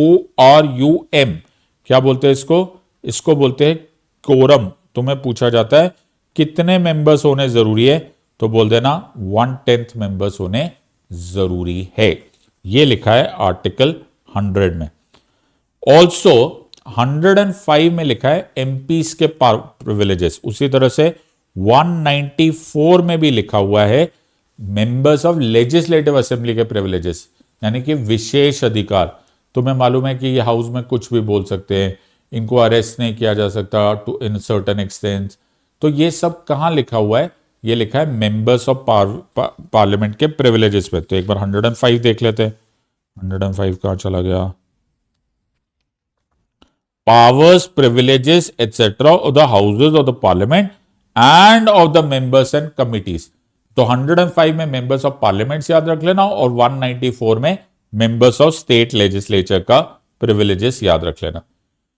जब लोकसभा और राज्यसभा के बीच में किसी बिल पर मतभेद हो जाता है, तो एक जॉइंट सिटिंग, एक संयुक्त सदन में बिठाया जाता है, दोनों को साथ में बिठाया जाता है, उसको बोलते हैं joint sitting of the parliament. वो है आर्टिकल 108 ऑफ द कॉन्स्टिट्यूशन। तो 108, joint sitting of both houses in certain cases. तो जॉइंट सिटिंग में तभी दोनों का कोशिश की जाती है कि वो जो बिल जिसमें मतभेद हो, क्या उसको हम ठीक कर सकते हैं या नहीं। वो हो गया आर्टिकल 108। आर्टिकल 110 मनी बिल, तुम्हें मालूम है धन विधेयक, जो अभी अभी तुमने थोड़े टाइम पहले पढ़ा था, और उससे डील कर रहा है आर्टिकल 112। तो 112 दैट इज बजट, वो एक तरह का मनी बिल है। तो 112 में क्या लिखा है? अब ये एक मेरे से 2 साल पहले क्वेश्चन आया था, और इतनी बड़ी गलती की थी यूपीएससी ने, जो उसने बोल दिया था कि ये कौन प्रेजेंट करता है एनुअल फाइनेंशियल स्टेटमेंट। याद रखना, the president causes it to be laid down before both houses of the parliament. और यूपीएससी ने ये गलती कर दी थी, उन्होंने प्राइम मिनिस्टर आंसर दे दिया था। याद रखना, एनुअल फाइनेंशियल स्टेटमेंट को ही हम लोग आम भाषा में बजट बोलते हैं, और वो president causes it to be laid down before both the houses of the parliament. कभी कभी जब सदन सेशन में नहीं होता, रिसेस पे होता है, तो प्रेसिडेंट ऑर्डिनेंस पास कर सकते हैं। ये होता है 123 में, और उसी तरह से याद रख लेना 213 में गवर्नर के पास भी पावर है टू पास ऑर्डिनेंसेस। सो 123 क्या होता है? जो अध्यादेश पास किए जाते हैं। 123 कहां चला गया? 123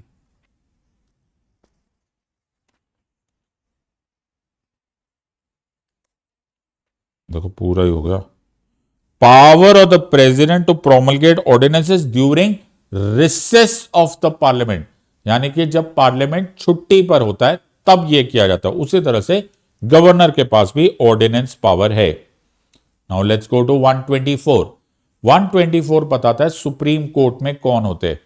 सुप्रीम कोर्ट में होगा चीफ जस्टिस ऑफ इंडिया, और आज की डेट में 33 मोर जजेस, जिनको अपॉइंट करते हैं प्रेसिडेंट ऑफ इंडिया। तो ये कहां लिखा हुआ है? ये लिखा है 124 में। There shall be a Supreme Court of India consisting of Chief Justice of India, and until the Parliament by law prescribes a larger number, not more than, आज की डेट में 33 more judges, ये ऑफ कोर्स बढ़ाए जा सकते हैं by the Parliament by law। तो ये आगे की बात है। सुप्रीम कोर्ट एक कोर्ट ऑफ रिकॉर्ड है, ये 129 में लिखा हुआ है। सिमिलरली 215 में लिखा होगा हाई कोर्ट एक कोर्ट ऑफ रिकॉर्ड है। कोर्ट ऑफ रिकॉर्ड मतलब जो भी जजमेंट होती है वो भविष्य में भी इस्तेमाल की जा सकती है, और ये सारी पावर्स मिलती है सुप्रीम कोर्ट को आर्टिकल 129 ऑफ द कॉन्स्टिट्यूशन से, और हाई कोर्ट को under article 215 of the constitution से। सो ये दोनों ही पावर्स में कोर्ट ऑफ रिकॉर्ड है। प्लस इन दोनों से ही दोनों कोर्ट्स कंटेम्प्ट पावर्स को इस्तेमाल कर सकता है, यानी कि अदालत की अवमानना करने पर यही दोनों कोर्ट्स पनिश कर सकते हैं। ये भी 129 और 215 से निकलता है। तो एक बार 129 पढ़ लेते हैं, ताकि 215 तो फिर एग्जैक्ट कॉपी है। सो 129 बोलता है Supreme Court to be a court of record. Supreme Court shall be a court of record and there shall have all the powers of such a court, including the power to punish for the contempt of itself. फिर article 130 बोलता है कि supreme court होगा कहां? Supreme court होगा eight Delhi, लेकिन किसी और जगह भी सुप्रीम कोर्ट की ब्रांच बनाई जा सकती है अगर chief justice of India with prior consultation of president decide करे। तो ये क्या लिखा हुआ है? ये लिखा है 130 में, the seat of Supreme Court. The Supreme Court shall sit in Delhi or in such other place or places as the Chief Justice of India may, with the approval of the President, from time to time appoint. So ये दोनों भी लिखा हुआ है in the Supreme Court. Next is Article 143. Sorry, number गायब हो गया. Which is President साहब Supreme Court से प्रेसिडेंट साहब सुप्रीम कोर्ट से एडवाइस ले सकते हैं, ओपिनियन ले सकते हैं, वो ओपिनियन ऑल दो प्रेसिडेंट साहब ले सकते हैं, वो भी उनकी मर्जी है, और सुप्रीम कोर्ट भी दे सकता है, लेकिन वो बाइंडिंग एडवाइस नहीं होती, वो होती है आर्टिकल 143, इसको परामर्श बोला जाता है। So article 143 speaks about the परामर्श और the advisory opinion of the supreme court, power of the president to consult supreme court. ना ये कंसल्टेशन देनी जरूरी होती है और ना ही ये बाइंडिंग होती है। अब तुम्हें एक बड़ा इंटरेस्टिंग चीज दिखाई देगी, तो पहले थोड़े से आर्टिकल्स कर लेते। जैसे आर्टिकल 153 में गवर्नर होते, तुम्हें मालूम है, जैसे वहां पर प्रेसिडेंट है यूनियन पे, यहां गवर्नर है, कोई फर्क नहीं, बिल्कुल सेम रखना। वहां पर there shall be a president, यहां पर है there shall be a governor, सिर्फ फर्क है कि गवर्नर अपॉइंटेड अथॉरिटी है।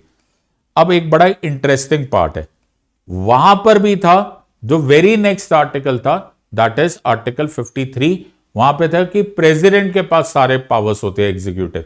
यहां पर 154 में बोलना गवर्नर के पास एग्जीक्यूटिव पावर्स होते, सेम, कुछ भी मत बदलना, सेम रखना, डबल मेहनत करने की जरूरत नहीं है। वहां पर है आर्टिकल 72 जिसमें प्रेसिडेंट के पास पार्डन पावर्स है, यहां 89 ऐड कर दो तो 161 हो जाएगा, तो गवर्नर के पास पार्डन पावर्स हो जाएंगे, यानी कि वो दया याचिका को हैंडल कर सकते हैं। अब ध्यान से देखना, वहां पर 74 में union council of ministers to be headed by the prime minister है, फिर से 89 ऐड कर दो, 163 कर दो, यहां पर स्टेट काउंसिल ऑफ मिनिस्टर्स के पास पावर है टू एडवाइज द गवर्नर। तुम नोटिस कर रहे हो, एक आर्टिकल करो, 89 ऐड करो, स्टेट पे पहुंच जाओगे। यूनियन में जो भी ऐड करोगे 89 ऐड करोगे, स्टेट में पहुंच जाओगे। फिर से ऐड करो, वहां पर आर्टिकल 75 था, मैंने फोटोग्राफ दिखाई थी, मोदी जी को ओथ लेते हुए प्रेसिडेंट साहब दिले, यहां पर गवर्नर साहब योगी जी को ओथ दिला रहे। 75 में 89 ऐड कर दो, चीफ मिनिस्टर की अपॉइंटमेंट और स्टेट काउंसिल ऑफ मिनिस्टर्स की अपॉइंटमेंट हो जाएगी।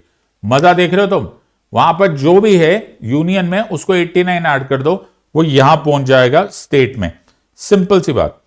वहां 79 में पार्लियामेंट था, यहां पर 89 ऐड कर दो, स्टेट लेजिस्लेचर का डिस्क्रिप्शन 168 में, एकदम सेम। 79 में 89 ऐड कर दो, 168 यहां पर। वहां पर लोकसभा राज्यसभा होगा, यहां पर विधानसभा और विधान परिषद होगा। वहां पर प्रेसिडेंट 111 में ओथ देते हैं, और सॉरी असेंट देते हैं बिल को, 89 ऐड कर दो, गवर्नर ओथ असेंट देंगे, यानी कि अपना स्वीकृति देंगे to any bill under article 200। तुम जादू देख रहे हो, 89 ऐड कर दो, यूनियन से स्टेट बन जाएगा सीधा सीधा। तो 111 में 89 ऐड करो, आर्टिकल 200 हो जाएगा। वहां पर बस तो एक जगह फर्क है, मैंने तुम्हें बताया था 123 में प्रेसिडेंट के पास ऑर्डिनेंस पावर है, गवर्नर के पास ऑर्डिनेंस पावर 213 में। यह भी देखा जाए तो एक जादू सा लगता है, 1 2 3 घुमा दो और उसको घुमा दो, 213 कर दो, तो गवर्नर के पास पावर आ जाएगा। अब देखो सुप्रीम कोर्ट था 124 में, इसको थोड़ा सा घुमा दो तो 214 हो जाएगा हाई कोर्ट। उल्टा कर दो, 124 214, एकदम सेम। बाकी सब चीजें एकदम सेम हो जाएगा with high court for each state. Supreme court के रिट पावर्स याद रखना आर्टिकल 32 में, और हाई कोर्ट के रिट पावर्स याद रखना आर्टिकल 226 में। थोड़े बहुत तुम्हें अलग से याद करने पड़ेंगे, मोर और less you can easily cover. अब इमरजेंसीज के प्रोविजंस याद रखो पार्ट 18 में। अब देखो इसको याद रखो, 352 नेशनल इमरजेंसी, इसमें 4 ऐड कर दो, 4 ऐड कर दिया तो ये बन जाएगा 356, दैट इज प्रेसिडेंट्स रूल। इसमें एक और बार 4 ऐड कर दो, ये बन जाएगा 360 financial emergency. Simple as that. तो पार्ट 18 में अगर मैं 352, 356 और 360 देखूं तो मुझे सिर्फ 4 ऐड करते चले जाने और मुझे ये तीनों आर्टिकल्स याद हो जाएंगे। सो मुझे ज्यादा टेंशन लेने की जरूरत ही नहीं। 352 बोलता है, कहां चला गया 352,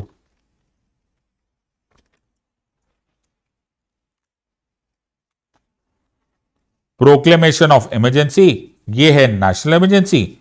पार्ट 18 में 4 ऐड कर दूंगा तो ये मेरे पास बन जाएगा provisions in case of failure of constitutional machinery of the state, जिसको प्यार से प्रेसिडेंट्स रूल बोलते हैं, और 360 which is provisions in case of financial emergency. 360 part 18 के तीनों इमरजेंसीज ये है। फिर याद रखो 324, अब मैं हमेशा ऐसे बोलता हूं 124 सुप्रीम कोर्ट इतना जरूरी है, उसी तरह से 324 इलेक्शंस भी उतना ही जरूरी है। तो 1 और 3 चेंज कर दो, बाकी सब election commission of India. 3 words लिखा जाता है यहां पर, सुप्रिटेंडेंस, डायरेक्शन एंड कंट्रोल। क्या 3 वर्ड्स हैं? Superintendence, direction and control over election process किसके पास है? Election commission of India. कैसे याद रखोगे? 124 सुप्रीम कोर्ट याद रख लेना, और जी वो भी बड़ा जरूरी है, और 324 दैट इज द इलेक्शंस, वो भी बड़ा जरूरी है, वो हो गया इलेक्शन कमीशन ऑफ इंडिया। अब इलेक्शन कमीशन ऑफ इंडिया से एक चीज जरूर याद रख लेना, दैट इज 326, जिसको यूनिवर्सल एडल्ट सफराज बोलते हैं, कि अबव द एज ऑफ 18 हम सब लोगों को वोटिंग की पावर्स मिली हुई है अंडर आर्टिकल 326। सो ये हो गया हमारा आर्टिकल 326 ऑफ द कॉन्स्टिट्यूशन, जो याद रखने वाली चीज है। फिर याद रखना 368, जो कि बड़ा ही इंपॉर्टेंट आर्टिकल है, which is constitutional amendment procedure. तो 368 क्या बोलता है? ये बड़ा इंपॉर्टेंट है बिकॉज इस पर बेसिक स्ट्रक्चर डॉक्ट्राइन है। Power of the parliament to amend the constitution by क्या? बाय एडिशन, ऐड करके कुछ, सब्ट्रैक्शन, या फिर वेरिएशन। मैंने क्या बोला? बाय एडिशन, वेरिएशन और रिपील। एडिशन, वेरिएशन और रिपील, 3 तरीके से कॉन्स्टिट्यूशन को चेंज किया जा सकता है, एडिशन, वेरिएशन और रिपील। और ये सुप्रीम कोर्ट, ये सॉरी यूपीएससी में क्वेश्चन आया हुआ है इन आर्टिकल 368। एक मैंने सिर्फ इतिहास के पन्नों के लिए बोल दिया, it is no longer present, but हुआ करता था, वो सब्सटैंशियली उसको हटा दिया गया है, दैट इज आर्टिकल 370, जो कि स्पेशल प्रोविजन था ऑफ जम्मू एंड कश्मीर, लेकिन ये 5 अगस्त 2019 के बाद हटा दिया गया है, मोर और लेस। अब ये इनऑपरेटिव हो गया, बट ये फिर भी मैं चाहता था कि थोड़ा बहुत इतिहास के पन्नों में तुम्हें पता चले। एंड द लास्ट वन जो आज हम पढ़ेंगे वो है कुछ स्टेट्स के लिए स्पेशल प्रोविजंस अंडर आर्टिकल 371। अब और कुछ करो या ना करो, मैं फिर तुम्हें स्पेशल क्लास में इनवाइट करूंगा। मैं तुम्हें सारे के सारे आर्टिकल 371 पढ़ाना चाहता हूं, क्योंकि उस पर क्वेश्चंस आते हैं। नागालैंड पे कौन सा एक्टिव है, गुजरात पे कौन सा एक्टिव है, and so on and so fourth. हम सारे के सारे करेंगे, वो सब मिलते हैं आर्टिकल 371 में। दीज आर मोर और लेस अप्रोक्सीमेटली 100 आर्टिकल्स जो मैंने तुम्हारे सामने डिस्कस किए।